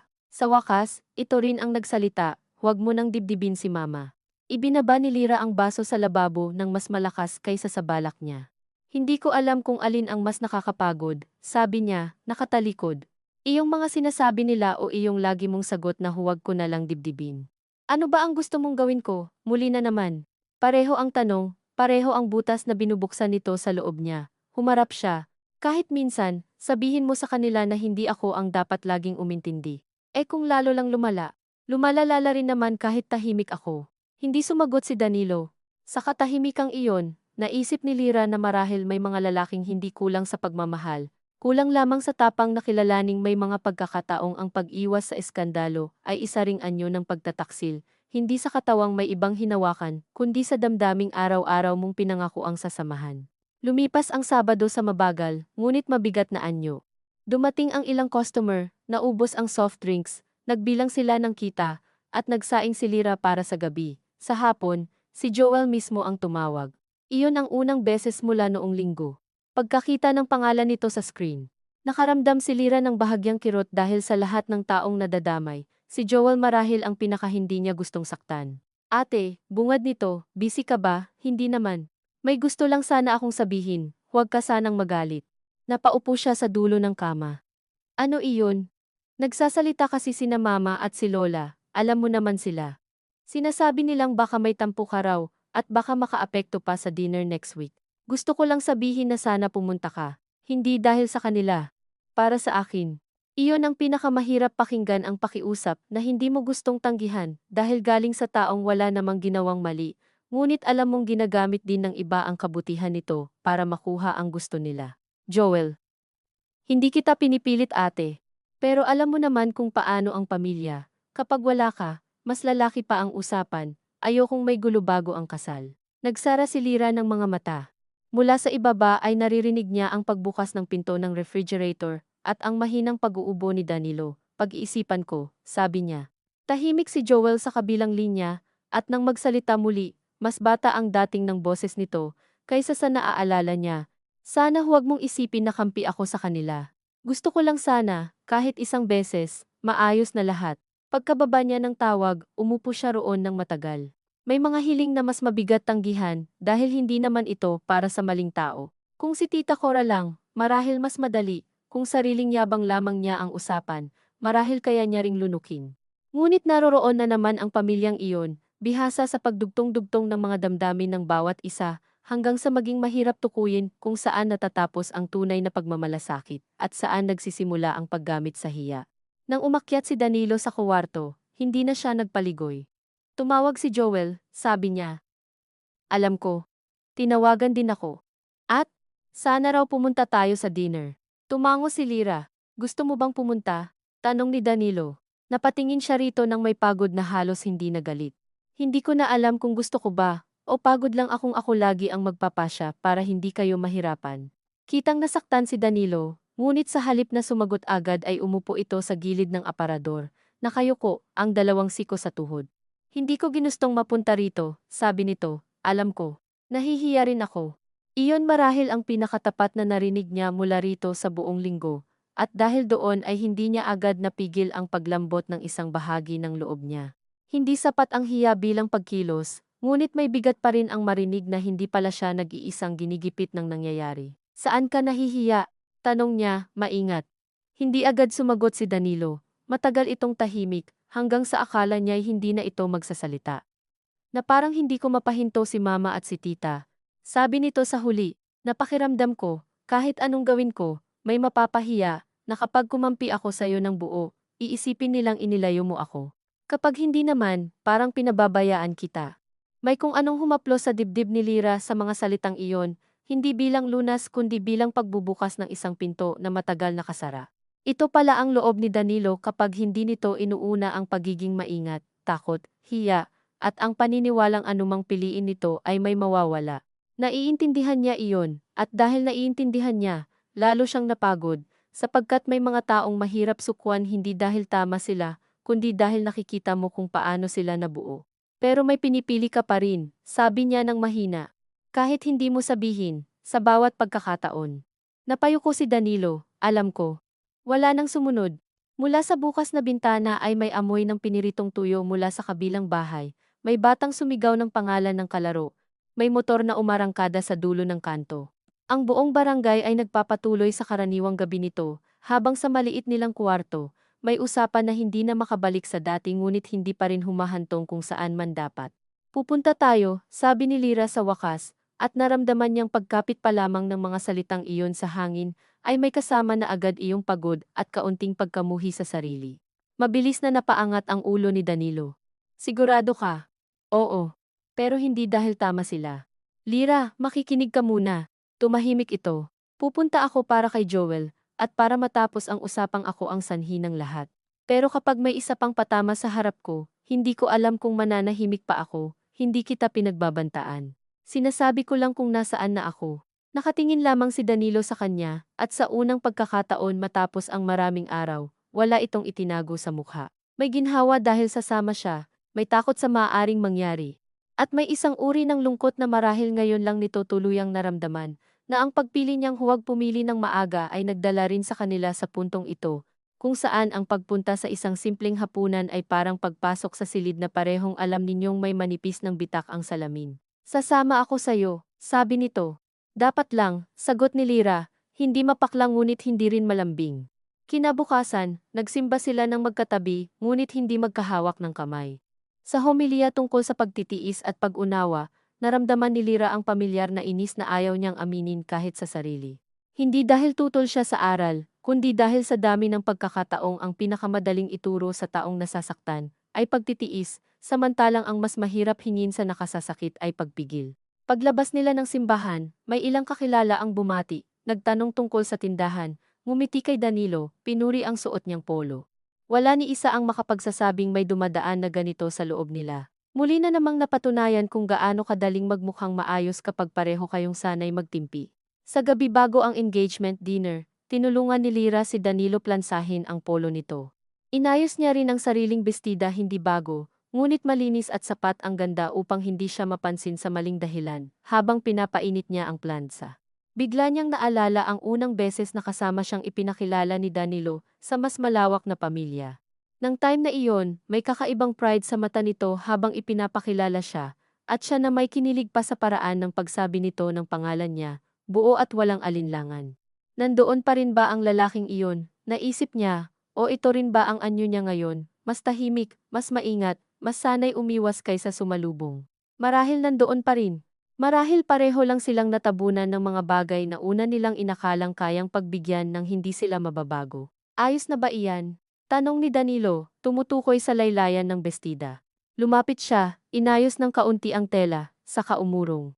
Ang mga daliri niya ay bahagyang sumayad sa balikat nito. Sa simpleng dikit na iyon, may alaala ng dating ginhawa at ng kasalukuyang pag-aalinlangan. Pareho nila iyong naramdaman, halatang halata sa maikling pagtingin nito sa kanya. Ngunit wala ni isa ang nagsalita, hindi pa iyon ang gabi ng paghilom, marahil hindi rin ito ang simula ng katapusan.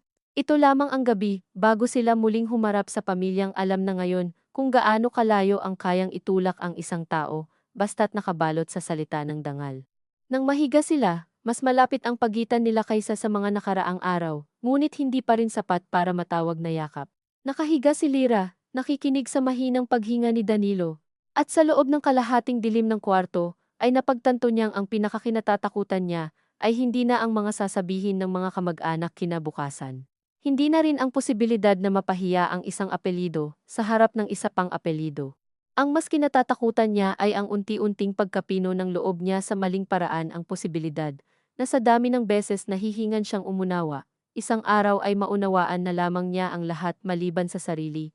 At pagdating ng gabing iyon, baka kahit may magsabi pang sapat na, huli na para malaman kung alin sa mga katahimikang itinabi niya ang pakikisama lamang, at alin ang mga piraso na pala ng pagsasama nilang unti-unting nabibitawan nang hindi nila napupulot.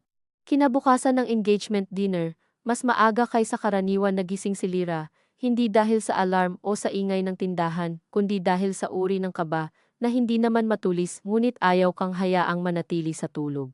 Madilim pa sa sulok ng kwarto at ang kurtinang manipis ay bahagya lamang gumagalaw sa hangin na pumapasok mula sa bintana. Sa tabi niya, gising na rin si Danilo kahit nakapikit pa ito, halatang ramdam sa paraan ng paghinga nitong hindi nabuo ang pahinga. Wala silang sinabi sa isa't isa sa unang ilang minuto. Pareho silang tila umaasa na sa katahimikang iyon ay baka magkaroon ng anyo ang araw bago pa nila ito harapin, na para bang may mapipiling mas magaan na bersyon ng sarili ang bawat isa kung hindi agad magsasalita. Ngunit dumating din ang oras ng pagbangon, ng pagsusuot ng plansadong damit, ng pagsisipilyo na magkatabi ngunit hindi nagkakatinginan sa salamin, ng pag-inom ng kape na halos walang lasa dahil masyadong maaga pa para sa anumang ginhawa. Bago sila umalis, sinara ni Lyra ang tindahan ng kalahati lamang at naglagay ng karatulang babalik sila bago magtanghali. Habang isinasandal niya ang kahoy na panara, may dumaan na kapitbahay at nagbiro pa na mukhang may espesyal silang pupuntahan. Ngumiti siya, sapat lamang. Napakadali ng mga ganoong sandali para sa mga taong hindi alam ang bigat ng isang simpleng paglabas. Sa tricycle, magkatabi silang nakaupo ni Danilo, ang mga tuhod halos magkadikit sa sikip, ngunit ni isa sa kanila ay hindi gumawa ng maliit na kilos para gawing mas tiyak ang lapit na iyon. Nasa daan ang amoy ng usok, bagong lutong pandesal, at basang semento mula sa hose ng isang tindahang naglilinis pa lamang ng harap. Pinagmamasdan ni Lyra ang mga taong abala sa sarili nilang umaga, at naisip niyang sa dami ng pamilyang may sariling hiya at sariling pinoprotektahang pangalan, marahil hindi naman kakaiba ang pinagdaraanan nila, pero ang kaalamang iyon ay hindi naman talaga nakapagpapagaan. Hindi dahil karaniwan ang isang sugat ay hindi na ito sumasakit. Pagdating nila sa bahay ni Tita Cora, puno na ang bakuran ng ilang sasakyan at mga plastik na upuang nakasalansan sa isang sulok. May mga bilao ng pansit na bagong dating, ilang kahon ng soft drinks, at mga tiyahing agad nakakakita ng lahat ng bagong dumadating kahit pa kunwari abala sa pagbubuhat ng pinggan. Sinalubong sila ni Tita Cora sa paraan nitong pamilyar na sa kanila, nakangiti, mabilis kumilos, parang walang anumang hindi na pag-usapan sa mga nakaraang araw. Ay buti dumating kayo, sabi nito, akala ko talaga mapapahiya si Joel. Sandali lamang ang pagkakabigkas, sapat na para magmukhang biro kung gugustuhin, ngunit hindi sapat para hindi marinig ang totoo sa ilalim. Ramdam ni Lyra ang paninigas ng balikat ni Danilo sa tabi niya, sa loob ng isang tibok ng puso. Inisip niyang ito na marahil ang sandaling kailangan nitong magsalita, ang napakaliit ngunit napakahalagang pagkakataong sabihing wala namang dapat ikahiya at hindi siya dapat gawing dahilan ng lahat. Ngunit ang ginawa lamang ni Danilo ay pilit nang ngumiti at sabihing, traffic lang po ng kaunti. Narinig ni Lyra ang sariling paghinga. Hindi pa siya nasaktan sa paraang bago, mas tamang sabihing tumigas lamang ng kaunti ang dati ng masakit. Pumasok siya sa bahay na parang may bagong iniingat na desisyon sa loob, kahit hindi pa niya kayang pangalanan. Nasa sala si Joel, halatang pagod ngunit nagsisikap maging maaliwalas. Lumapit ito agad at niyakap siya ng maikli. Salamat ate, sabi nito. Alam kong marami kang ginagawa, may kabutihan sa boses nito na hindi gawa-gawa, at iyon marahil ang dahilan kung bakit hindi tuluyang nawala ang lambot ni Lyra sa gitna ng buong umagang iyon. Ayusin mo na lang ang sarili mo, sabi niya. Huwag mo na akong isipin. Ngumiti si Joel, ngunit sa likod ng ngiting iyon ay may pag-aalinlangan pa ring parang batang alam na hindi siya ang dahilan ng tensyon, ngunit alam ding umiikot sa kanya ang maraming hindi masabi ng diretsahan. Sa loob ng bahay, mabilis siyang nasama sa galaw ng paghahanda, gaya ng dati. May nag-abot sa kanya ng listahan ng mga dadating, may humingi ng tulong sa pag-aayos ng mga maliit na supot ng giveaway, may nagtanong kung tama ba ang paglalatag ng kubyertos. Kung hindi niya alam ang lahat ng naganap nitong nakaraan, maaari sanang ipagkamali niya ang lahat bilang simpleng tiwala sa kakayahan niya. Ngunit dahil alam niya, bawat pakiusap ay may bahagyang bigat. Parang sinasabing, kita mo, dito ka naman talaga magaling, bakit pa kasi kailangang maging mahirap ang mga bagay? Habang inaayos niya ang mga name card sa maliit na mesa sa may pintuan, napansin niyang may dalawang tiyahin sa kabilang sulok na huminto ng bahagya ang usapan, nang mapatingin sa kanya, wala naman silang ginawa.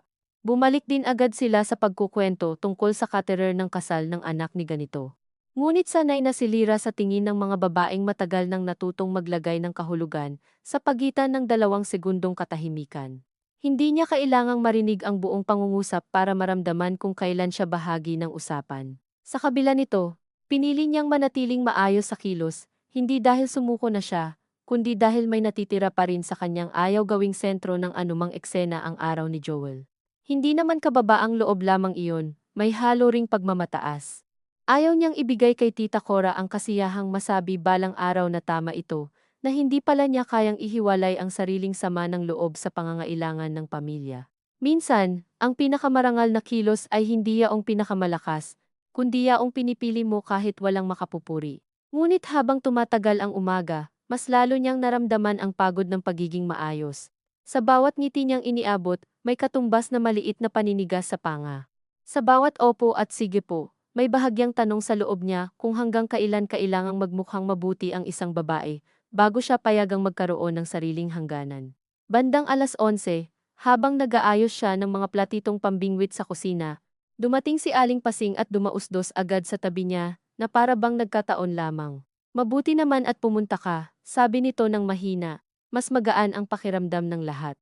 Hindi alam ni Lyra kung alin doon ang mas totoo para rito ang ginhawa para sa anak nitong si Joel, o ang ginhawang muling umayon siya sa inaasahan ng angkan. Para kay Joel naman po ito, sagot niya. Tumango ang matanda, saka sinabi, minsan, iha, kahit tama tayo, may mga bagay na hindi kailangang panindigan hanggang dulo. Napahinto ang daliri ni Lyra sa pagbilang ng maliliit na kutsara. Ang problema sa mga pangungusap na gaya nito, ay hindi mo agad masasabing mali. May mga pagkakataong totoo nga naman iyon. Ngunit sa bibig ng mga taong bihirang kailangang magsuko ng sariling loob, ang ganitong karunungan ay nagiging napakaginhawang sandata.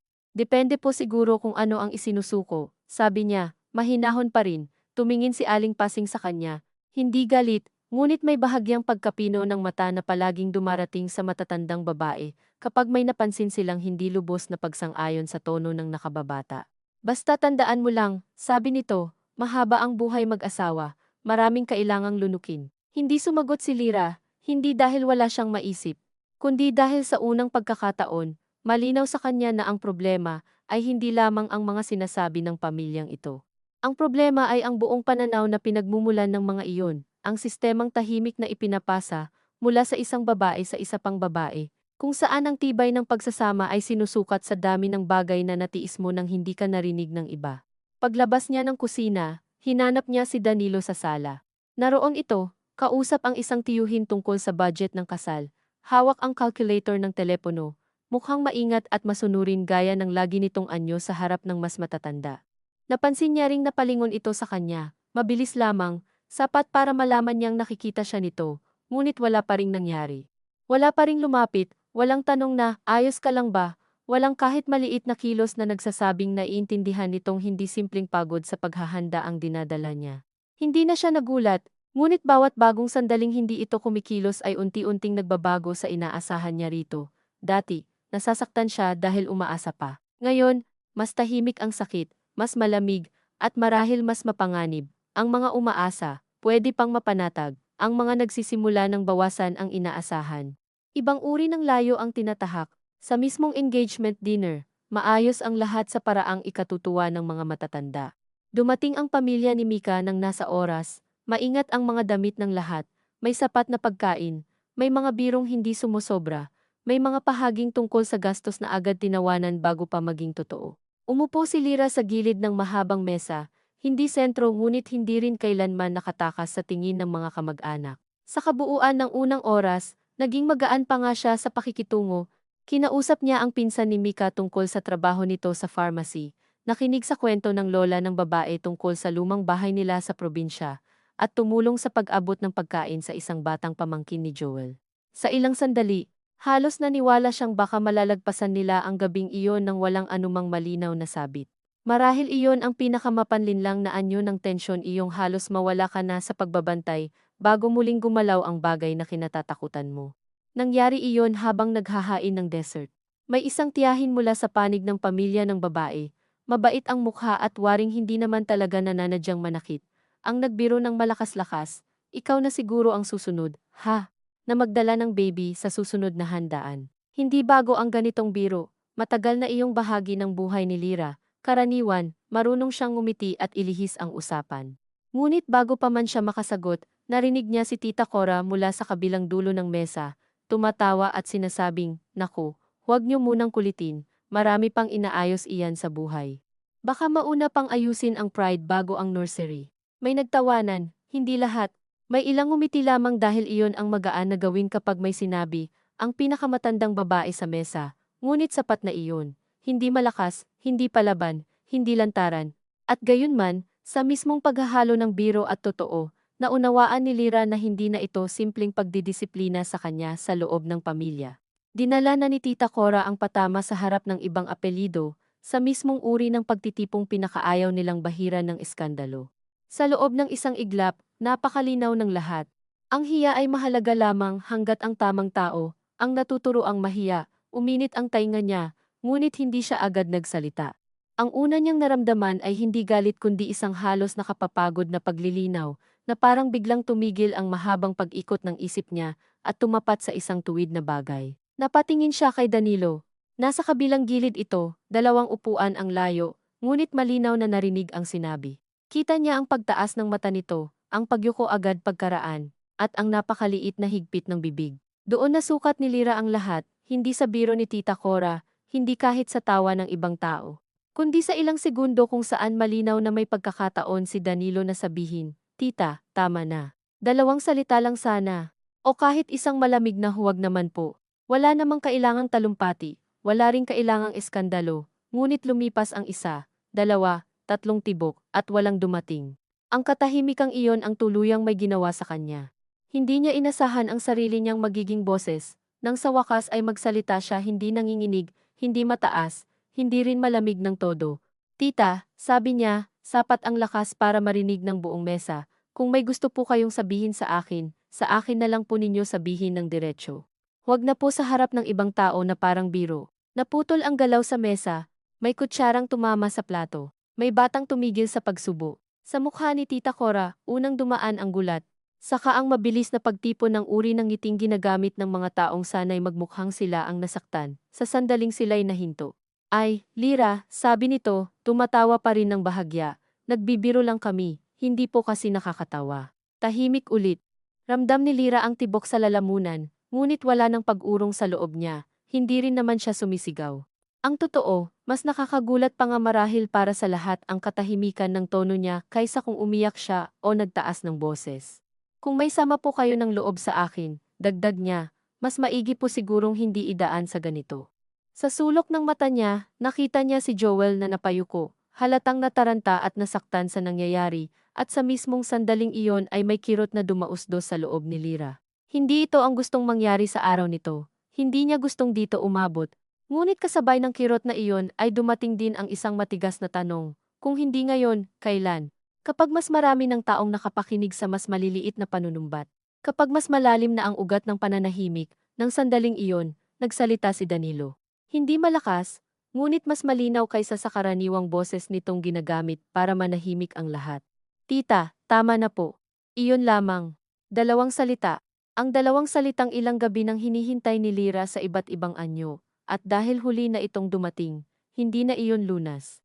Ngunit hindi rin iyon wala. Nilingon niya si Danilo, at nakita niya sa mukha nito ang hiya, ang kaba, at ang bahagyang pagkagulat sa sariling narinig mula sa bibig niya. Marahil kahit ito ay hindi alam na kaya pa pala nitong sabihin iyon.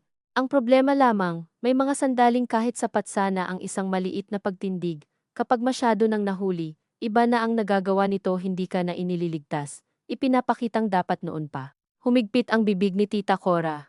Ako pa ngayon ang mali, sabi nito, mababa na ang boses. Sa harap ng mga tao, papahiyain mo ako. Wala pong may gustong manghiya, sagot ni Lira.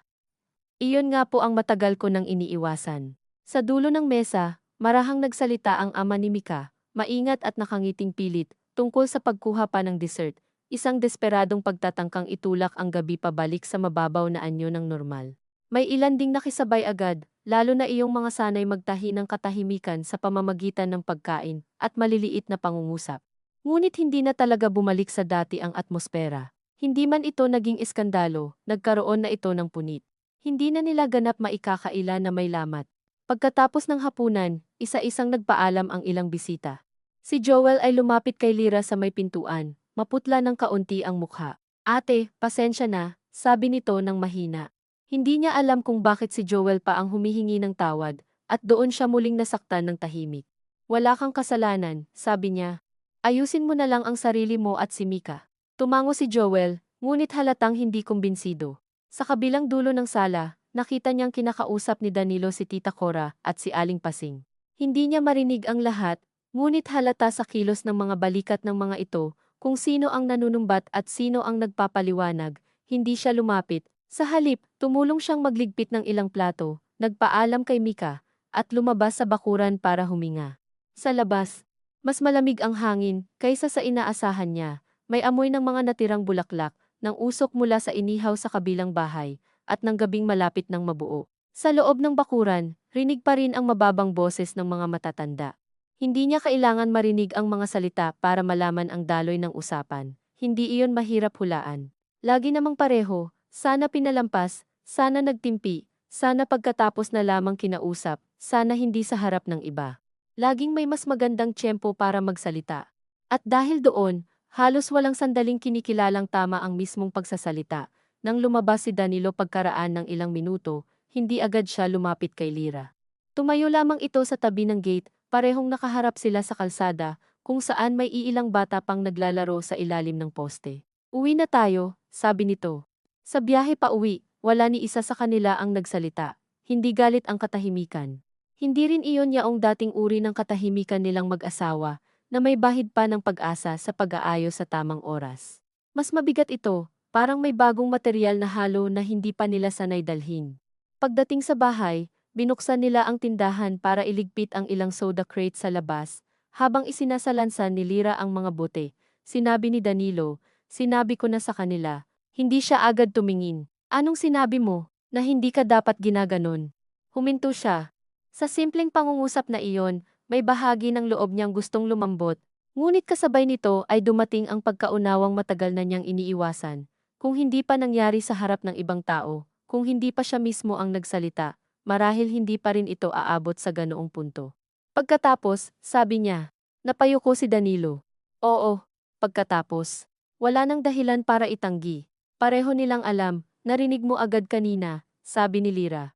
Bakit kailangan pang hintayin mo akong magsalita? Hindi agad sumagot si Danilo, matagal nitong tinitigan ang sahig ng tindahan, ang ilang piraso ng asukal na nahulog at hindi pa nawawalis. Natakot ako, sabi nito sa wakas. Sa ano? Nakapagsumingit ako agad, lalaki lalo. Napakagaan ng tugon, ngunit naramdaman iyon ni Lira na parang isang pagod na katotohanang ilang beses na niyang narinig sa iba't ibang anyo. At hindi lumaki. Tanong niya. Napapikit si Danilo. Lalaki rin pala. Oo, sabi niya. Lalaki rin pala. Umupo sila sa magkabilang bangko ng tindahan. At sa unang pagkakataon matapos ang mahabang panahon, wala nang nagtangkang gawing mas maliit ang tama ng nangyari. Hindi na ito maitatago sa mga salitang baka, siguro, biro lang, o huwag ng dibdibin. Nandoon na ang malinaw na bakas ng gabing iyon sa kanilang dalawa. Hindi ko alam kung paano ko haharapin sila, sabi ni Danilo, halos sa sarili. Gaya ng pagharap mo sa akin, sagot ni Lira, hindi matalim, hindi rin malambing, diretso. Sana noon pa. Hindi siya umiiyak, ngunit may pagkapagod sa boses niya na higit pa sa anumang luha. Hindi ko hiningi sa'yo na iwan mo sila. Hindi ko rin hiningi na gumawa ka ng eksena. Ang hinihingi ko lang, huwag mo akong hayaang ako lagi ang unang tatama sa pader. Tumingin sa kanya si Danilo, at marahil sa wakas ay naunawaan nito ng buo ang anyo ng sakit na ilang araw na nitong iniikutan lamang. Hindi pala ito usapin ng panig sa pinakasimpleng paraan, hindi kung sino ang mas mahal, kundi kung sino ang laging inaasahang magdala ng bigat ng katahimikan para manatiling maayos ang hugis ng pamilya. Pasensya ka na, sabi nito. Alam ko, tugon ni Lira, at totoo iyon. Alam niyang nagsisisi ito. Alam din niyang hindi sapat ang pagsisisi sa lahat ng pagkakabuo ng isang ugali. May mga bagay na hindi naaayos sa isang gabing pag-amin. Hindi kita hinihiwalayan sa pamilya mo, dagdag niya makalipas ang ilang sandali, pero hindi na rin ako babalik sa dati. Tahimik si Danilo. Anong ibig mong sabihin? Napatingin siya sa estante ng tindahan, sa mga supot ng kape at shampoo na nakasabit ng magkakatabi, at pare-parehong mukhang magaan hanggang hawakan mo ng marami. Ibig kong sabihin, hindi na ako pupunta sa lahat, dahil lang para walang masabi, hindi na ako sasalo sa lahat ng patama ng tahimik. At kapag may nagsalita ng ganoon ulit, hindi na ako magpapanggap na wala, hindi pagbabanta ang tono niya. Parang isa lamang itong bagay na matagal nang nasa loob, at sa wakas ay nakalabas na, at kung hindi nila matanggap, tanong ni Danilo, dahan-dahan siyang huminga. Hindi ko na alam kung responsibilidad ko pa yon. Doon tila muling tumahimik ang buong tindahan. Mula sa malayo ay may narinig silang karaoke sa kabilang kanto, putol-putol na boses na umiibig at sumasabit sa maling tono, at sa likod ng bahay ay may kuliglig na nagsimula ng mag-ingay. Ang buhay ng barangay ay nagpapatuloy. Gaya ng lagi, kahit may mga tahanang bahagyang nagbabago ang loob sa mga gabing walang nakakaalam. Si Danilo ay yumuko, ang dalawang kamay magkasalikop, parang may hinahawakan na hindi naman bagay kundi sariling takot. Baka isipin nila ikaw na ang nagdidikta sa akin, sabi nito. Napatingin si Lira, at sa unang pagkakataon sa gabing iyon ay hindi siya nasaktan, kundi napagod lamang sa uri ng takot na hindi pa rin nito mabitiwan ng ganap. Kung sa tingin nila ganoon, problema na nila iyon. Sabi niya. Ang tanong, ano ang iisipin mo? Hindi nakaimik si Danilo. At sa kawalan ng mabilis na sagot, may malinaw na lumitaw sa pagitan nila, hindi pa tapos ang laban nito sa sarili, sa pamilyang kinagisnan, sa hiya, sa utang na loob, sa takot mapagsabihang naagaw ng asawa. Marahil matagal pa bago nito matutuhang piliin nang walang pag-uurong sulong, ngunit may nagbago na rin. Sa gabing ito, hindi na maibabalik ang kwento sa bersyong siya lamang ang tahimik na nag-aayos ng lahat. Hindi na ito maikakaila kahit kanino. Kinabukasan, may mensahe si Tita Cora kay Danilo na hindi na nito ipinakita agad, ngunit sinabi rin sa huli. Nagtatanong lamang daw kung okay na ba ang lahat at bakit kailangan pa raw siyang sabihan sa harap ng mga bisita. Hindi sinagot ni Lira ang mensaheng iyon dahil hindi naman para sa kanya, at marahil sa unang pagkakataon ay pinili rin ni Danilo na huwag agad gumawa ng palusot para sa lahat. Hindi muna ako sasagot, sabi nito. Maliit na bagay lamang iyon, ngunit sa paraan ng pamumuhay nila, isa na rin iyong kilos. Hindi na agad nilagyan ng benda ang sugat para lamang makitang maayos mula sa labas. Sa buong araw na iyon, mas tahimik sila sa bahay, ngunit hindi na tulad ng dati. Minsan ay nagkakasalubong ang mga mata nila at hindi na agad lumilihis si Danilo. Minsan ay napapahinto si Lira sa pag-aayos ng paninda, dahil bigla niyang naaalala ang sandaling narinig niya ang dalawang salitang tama, na po at nararamdaman niya ang magkasabay na pait at kaunting ginhawa. Huli man, nangyari pa rin. Hindi niya alam kung sapat iyon para sa hinaharap, hindi niya rin alam kung gaano kalalim ang magiging tampo ng pamilya. Ngunit alam niyang may nalinaw na sa kanya na hindi na niya kayang baligtarin. Ang kapayapaan na binubuo sa paulit-ulit na paglunok ng iisang tao ay hindi kapayapaan, pahinga lamang iyon ng gulo bago humanap ng bagong lugar na tatamaan. Pagsapit ng gabi, umakyat siya sa kwarto habang si Danilo ay nagsasara ng tindahan. Narinig niya ang karaniwang mga tunog, ang rolyo ng barya sa lata, ang pagsara ng freezer, ang paglagay ng kandado, ngunit ibang-iba ang dating. Parang sa bawat simpleng kilos, may tahimik na pagsasanay sa bagong anyo ng buhay nilang dalawa, hindi mas magaan, hindi rin mas malinaw, ngunit mas totoo. Nang pumasok si Danilo sa kwarto, naupo ito sa gilid ng kama bago humiga. "Lira," sabi nito. Tumingin siya. "Hindi ko alam kung gaano kabilis ko maaayos ito," dagdag nito. "Pero ayokong bumalik kung saan tayo dati." Sa maraming gabi bago ito, maaaring sapat na sa kanya ang ganitong pangungusap para agad lumambot. Ngayon, narinig niya ang halaga nito, ngunit hindi na siya nagmadaling magbigay ng kapatawarang hindi pa rin niya nararamdamang buo. "Tingnan natin," sabi niya. Hindi iyon pangako. Hindi rin iyon pagtanggi. Marahil iyon ang pinakatapat na kaya niyang ibigay sa gabing iyon. Humiga si Danilo sa tabi niya, hindi nakatalikod ngunit hindi rin dumidikit. Sa pagitan nila ay may puwang pa ring hindi masusukat sa pulgada lamang, ngunit sa unang pagkakataon, matapos ang matagal na panahon, ang puwang na iyon ay hindi nagawa ng pagpapanggap na walang problema. Gawa ito ng 2 taong sa wakas ay nakaharap sa isang bagay na matagal nilang pinaliliit, at dahil doon, mas mabigat man sa simula, may kakaibang uri ng hangin sa loob ng silid, hindi payapa, hindi pa, ngunit wala ng kasinungalingang nakadagan. Nakatitig si Lira sa kisame habang dahan-dahang lumalalim ang gabi, at naisip niyang maaring hindi naman talaga isang malaking pangyayari ang sumisira sa pagsasama. Minsan, mas maliit at mas paulit-ulit iyon, isang biro na hindi pinatigil, isang panig na hindi agad kinuha, isang hiya na laging pinaiikot pabalik sa parehong tao. Hanggang sa isang araw ay marinig mo na lamang ang sarili mong nagsasalita sa tono na matagal mo nang iniiwasan, at maintindihan mong hindi ka na pala natatakot manginig sa harap ng iba, kundi natatakot kang mabura sa loob ng sarili mong bahay. Sa tabi niya, naramdaman niya ang bahagyang galaw ni Danilo. Waring gustong umabot ngunit hindi sigurado kung may karapatan na ba agad. Hindi siya lumayo. Hindi rin siya lumapit. Nanatili lamang siya roon, nakikinig sa magkahalong tunog ng huling tricycle sa kalsada, sa mahinang ugong ng bentilador, at sa paghinga ng lalaking mahal pa rin niya ngunit hindi na niya kayang mahalin sa parehong paraang laging nagbubura sa sarili niya. At bago siya tuluyang lamunin ng antok, naisip niyang may mga gabing walang dalang resolusyon, ngunit may dalang mas mahalaga kaysa aliw, ang puntong hindi mo na muling maipagkakamali ang pagtitiis bilang kapalaran, at ang katahimikan bilang kabutihan lamang. Dahil minsan ang pinakamatagal, bago matutunan sa loob ng isang pamilya ay hindi kung paano mapanatili ang dangal ng apelyido, kundi kung paano huwag ialay dito ang mismong boses na dapat sanay tahanan din ng iyong buhay. Hindi agad bumaba si Lira nang marinig ang kalansing ng mga bote sa ibaba at ang pamilyar na pag-angat ni Danilo sa rolyo ng tindahan. Nakahiga muna siya, hindi dahil pagod ang katawan, kundi dahil may mga umagang ang isip ay kailangang maunang bumangon kaysa laman. Sa bintana, may mahinang liwanag na kulay abo pa, at sa kisame ay dahan-dahang umiikot ang anino ng bentilador na para bang may sariling iniisip.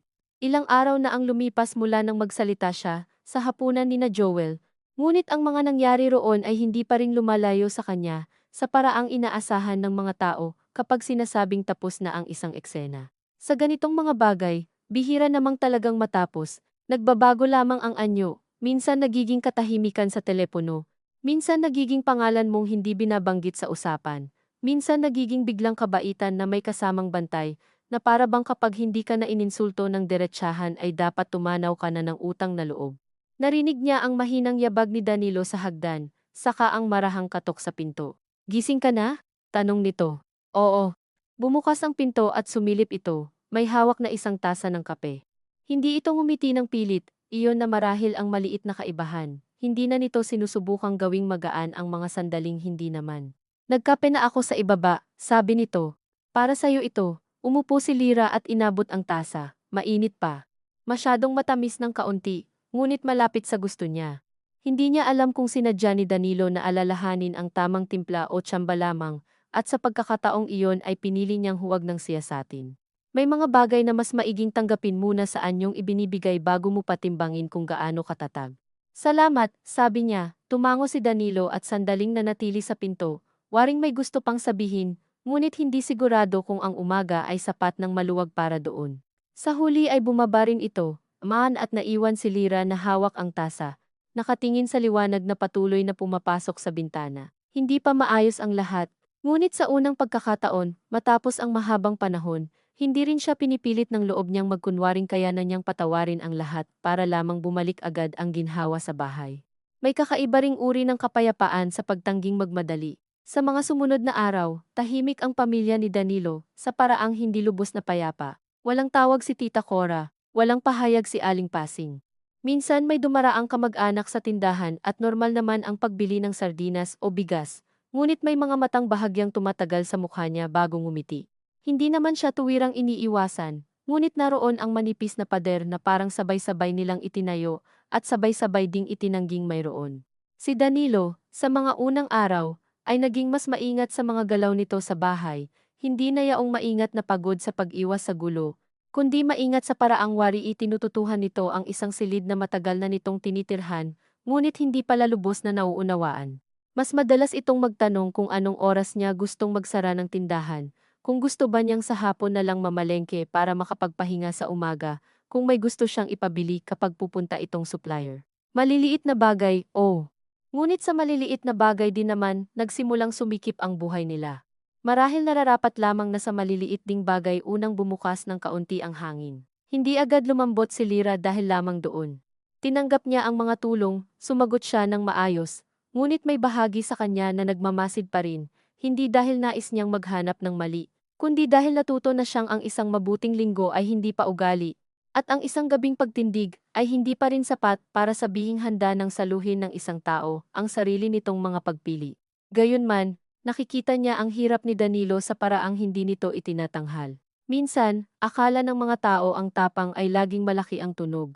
Ngunit may mga lalaking ang unang anyo ng tapang ay ang hindi muna agad pagsagot sa tawag ng tiyahing sanay mong sundin, ang pagpili na pag-isipan muna bago manahimik para sa lahat, ang pag-upo sa hapag ng hindi agad ginagawang biro ang anumang mabigat. Isang hapon, habang nagbibilang sila ng pera sa kaha, tumawag si Aling Pasing. Nakita ni Lira ang pangalan sa screen ni Danilo at ang maikling paninigas nito bago sagutin. Hindi siya umalis, hindi rin siya lumapit. Nagpatuloy lang siya sa pag-aayos ng sukli sa tabi nito, ngunit malinaw narinig niya ang mababang boses ng biyenan. Oo ma, sabi ni Danilo, mahabang sandali ng pakikinig. Hindi ko naman kayo iniwasan, isa na namang pahinga. Hindi ma, hindi gano. Narinig ni Lira ang bahagyang pag-inat ng sariling balikat. Sa dating mga araw, dito na magsisimula ang sunod-sunod na paliwanag, ang mabilis na pagbuo ng mga dahilan para walang masaktan. Ang pagkaha ng bersyong pinakamakinis ang mga gilid. Ngunit nang magsalita muli si Danilo, may bago sa tono nito. Hindi matapang sa paraang mapaghamon, ngunit hindi na rin lubos na nakikiusap. Ma, sabi nito, kung may mali si Lira, ako na mismo kakausap sa kanya, pero huwag niyo naman siyang gawing siya lagi ang kailangang umintindi. Natigil ang daliri ni Lira sa ibabaw ng baryang binibilang niya, hindi siya tumingin kay Danilo, hindi rin yata siya huminga ng buo sa ilang segundo. Mula sa kabilang linya ay may sunod-sunod na sagot si Aling Pasing, na hindi na niya marinig ng malinaw, ngunit narinig niya ang tugon ng asawa niya, hindi po siya ang nagpapalaki, matagal na pong may mga bagay na hindi namin nasasabi. Isa pang mahaba at mabigat na katahimikan. Ma, hindi ko kayo binabastos. Sinasabi ko lang kung nasaan kami ngayon. Nang ibaba ni Danilo ang tawag, hindi agad ito nagsalita. Inilapag lamang nito ang telepono at pinisil ang pagitan ng mga mata, waring napagod hindi sa tagal ng usapan kundi sa bigat ng sariling boses. Anong sabi niya? Tanong ni Lira, maingat, na nagbago raw ako. Hindi niya alam kung bakit sa simpleng pangungusap na iyon ay may dumaan sa loob niya na hindi ginhawa at hindi rin lungkot lamang. Marahil dahil totoo iyon. Nagbago nga si Danilo, kahit hindi pa buo at hindi pa pantay. At marahil dahil alam din niyang sa loob ng pamilyang iyon, ang sabihing nagbago ang isang anak na lalaki matapos mag-asawa ay hindi simpleng obserbasyon. Paratang din iyon, Isang paraan ng pagsabing may kamay na hindi nila gusto ang humahawak sa timon. At anong sinabi mo? Tanong niya, napatingin si Danilo sa kanya, na matagal na akong ganito, ngayon lang ako nagsasalita. Hindi iyon romantikong pangungusap. Hindi rin iyon iyong uri ng linyang sapat para biglang manumbalik ang dating lambing. Ngunit may kapayakan doon na higit na mabigat, kaysa sa magagandang pangako.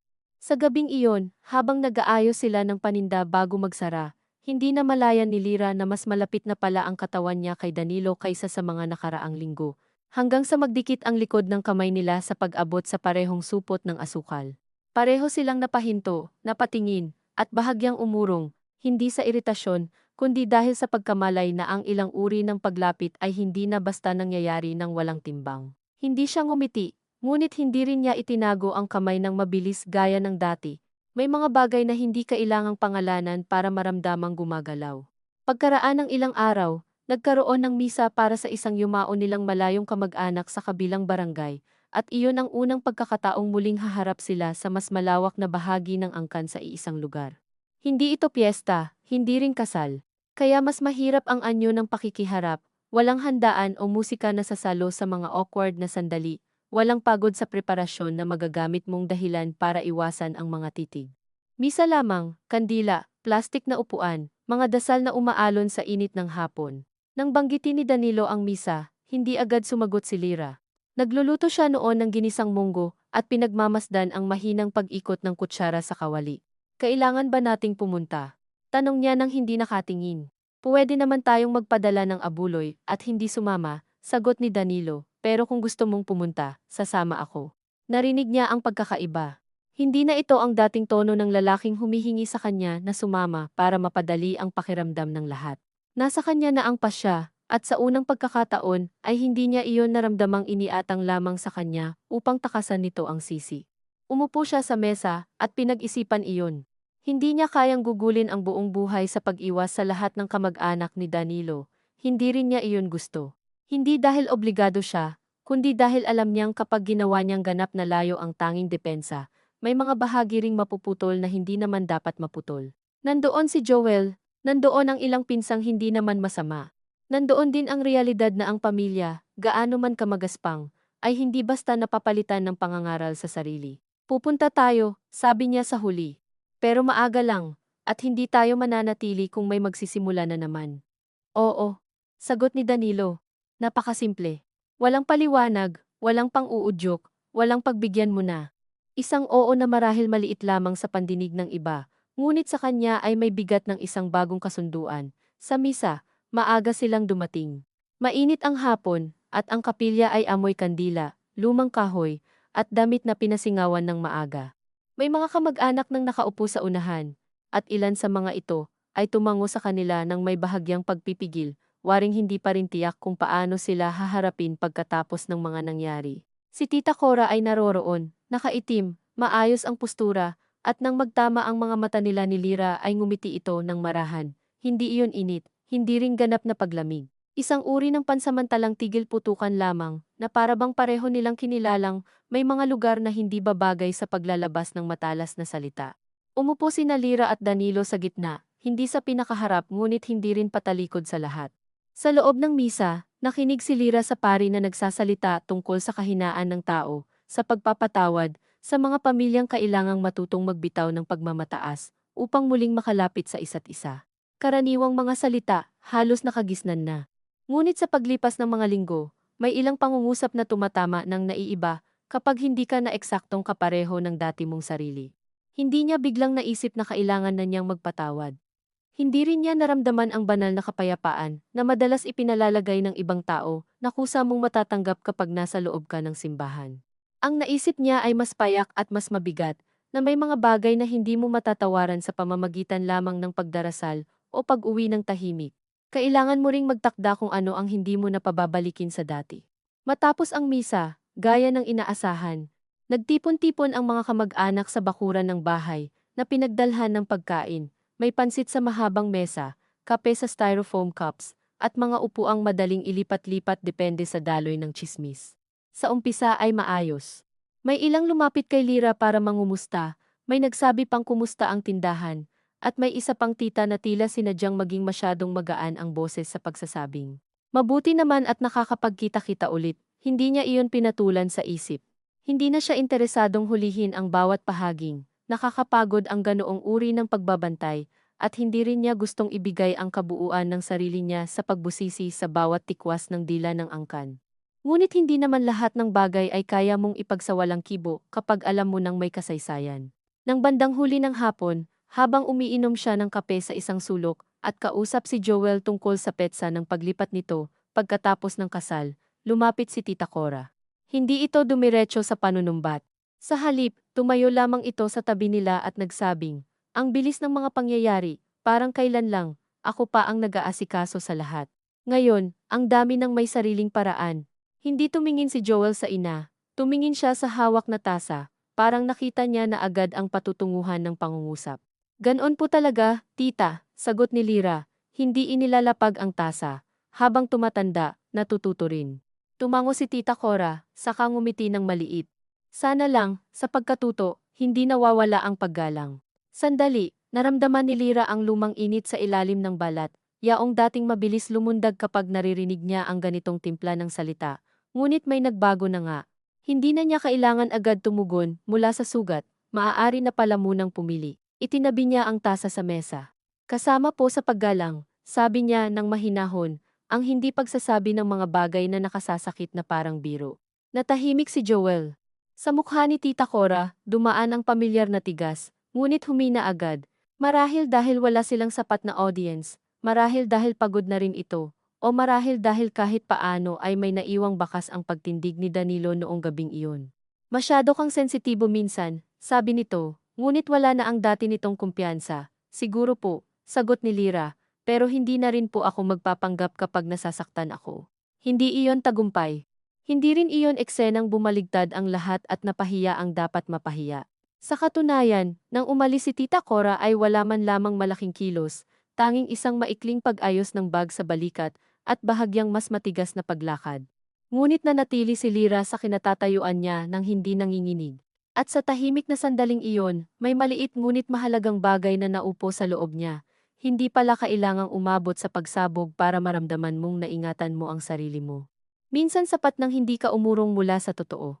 Sa biyahe pa uwi, si Joel ang una nilang pinag-usapan, parang nahihirapan siya, sabi ni Danilo habang ang tricycle ay umuuga sa bawat lubak. Malapit na rin kasi ang kasal, sabi ni Lyra. Lahat gusto maayos. Tahimik si Danilo saglit bago nagsabi, noon, akala ko ang pagiging maayos, iyon ang pinakamahalaga. Hindi siya agad sumagot. At ngayon, tanong niya. Pinagmasdan nito ang daan sa unahan. Ang mga batang naglalaro ng tumbang preso sa gilid, ang dalawang lalaking may buhat na sako ng bigas. Ngayon, sabi nito, parang naiisip ko na minsan, kaya pala mukhang maayos kasi may isang tao nang napapagod ng tahimik. Wala siyang nasabing kahit ano sa loob ng ilang segundo. May mga pangungusap na kapag galing sa taong matagal mong hinihintay, ay hindi ka agad nagdudulot ng saya. Minsan, nauuna ang lungkot sa dami ng panahong nasayang bago ito naunawaan. Ngunit kasabay niyon ay may dahan-dahan ding pagluwag sa isang masikip na bahagi ng dibdib. Oo, sabi niya sa huli. Ganong nga. Pag-uwi nila, nagbukas sila ng tindahan para sa mga batang bumibili ng biskwit at sa isang driver na laging humihingi ng sigarilyo kahit alam nilang wala na silang tindan yon. Karaniwang hapon, karaniwang init, karaniwang buhay. Ngunit sa pagitan ng mga simpleng transaksyon, napapansin ni Lyra na hindi na siya kasing bilis matigilan sa bawat pagbanggit ng pangalan ng isang kamag-anak. Hindi pa rin siya kampante. Hindi rin siya sabik makisawsaw muli sa anumang okasyon ng pamilya. Ngunit ang dating pakiramdam na para siyang laging nasa gilid ng isang hukay na kailangang iwasan sa bawat hakbang, ay unti-unti nang humuhupa. Marahil dahil alam na niyang may ilang pagkakataong, kapag siya'y nagsalita, hindi na siya lubos na mag-iisa. Minsan, sa gabi, naiisip pa rin niya ang mga sinabi ni Aling Pasing, ang pagtatakda nito sa mga babae bilang tagapagligtas ng bahay, tagalunok ng sama ng loob, tagapagdikit ng kung anumang pumutok sa pagitan ng lalaki at ng kanyang pamilya.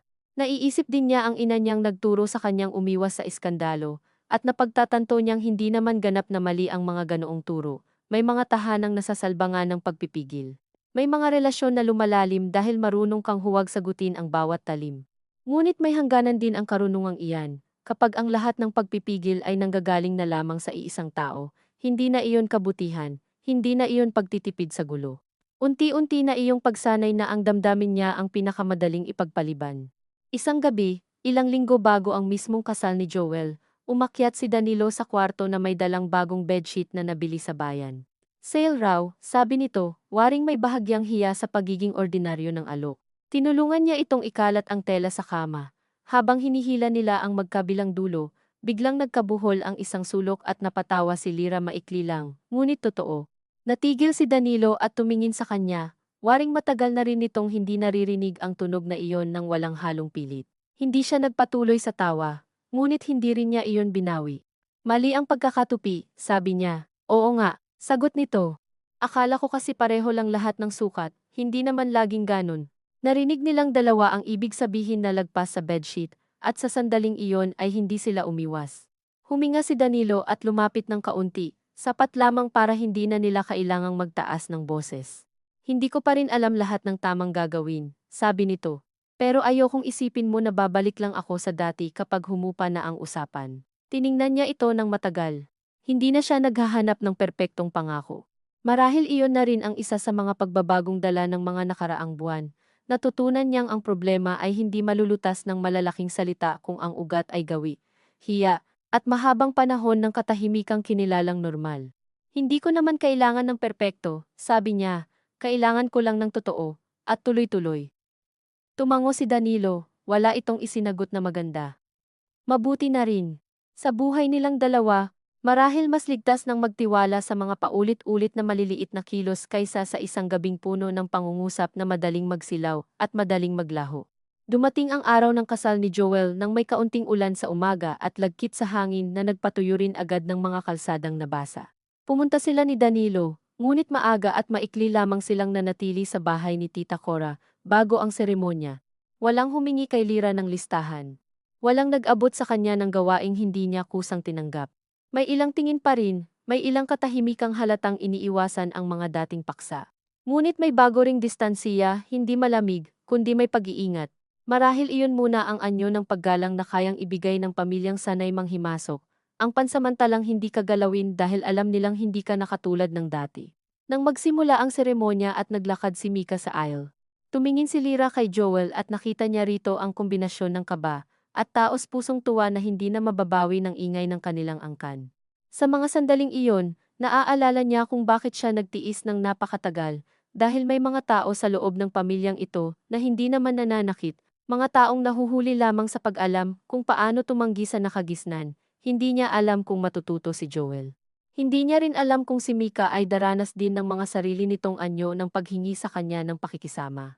Ngunit habang pinakikinggan niya ang pari at tinitingnan ang dalawang kabataang nangangako sa isa't isa sa harap ng napakaraming mata, naisip niya na marahil ang tanging maipapamana talaga ng isang tao sa susunod ay hindi ang malinis na pangalan, kundi ang paraan ng hindi niya pagpayag na tawaging pagmamahal ang paulit-ulit na pagpapatahimik sa isang tao. Pagkatapos ng kasal, sa reception, lumapit si Tita Cora sa kanila ni Danilo. Maayos ang buhok nito, ngunit pagod na ang paligid ng mga mata. Sandali nitong tiningnan si Lira, saka si Danilo. Salamat sa pagpunta, sabi nito, wala nang dagdag, walang pag-amin. Walang paghingi ng tawad, at marahil para sa ibang tao, kulang na kulang iyon, marahil para sa dating sarili ni Lira, hindi iyon sapat.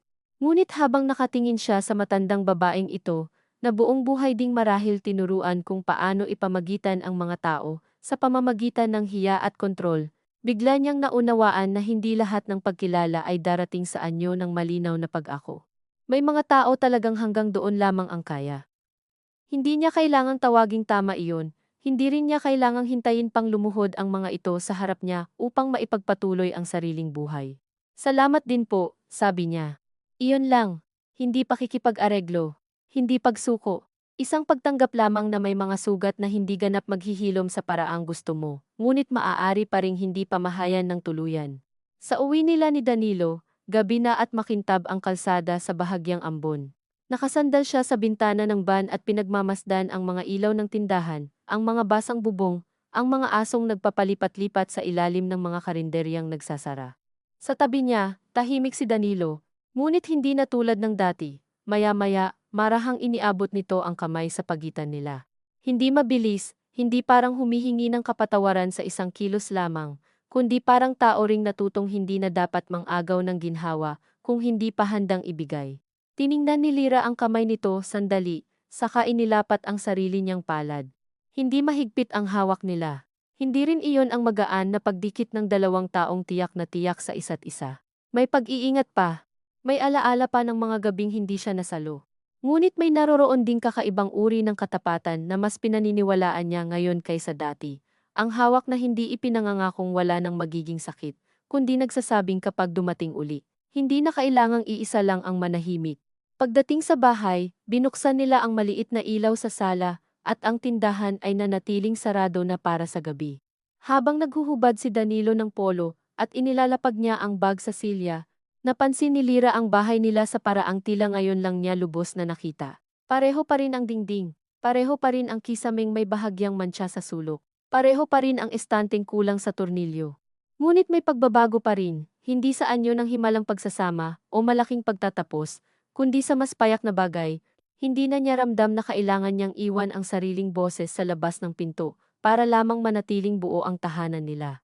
Iyon marahil ang pinakamalapit sa kapayapaang kayang makuha ng mga taong tulad nila, mga taong hindi magiging perpekto, at malamang ay magkakamali pang muli.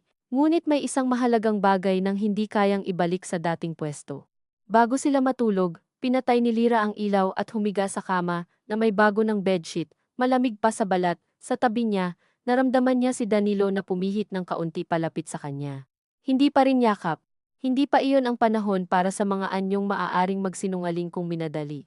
Ngunit nang bumuntong hininga ito sa dilim at ang tunog niyon ay hindi pagod lamang kundi tila pagbitaw ng matagal na kinimkim, naisip ni Lyra na marahil hindi naman talaga ang layunin ng lahat ng ito ay ang bumalik sila sa dati.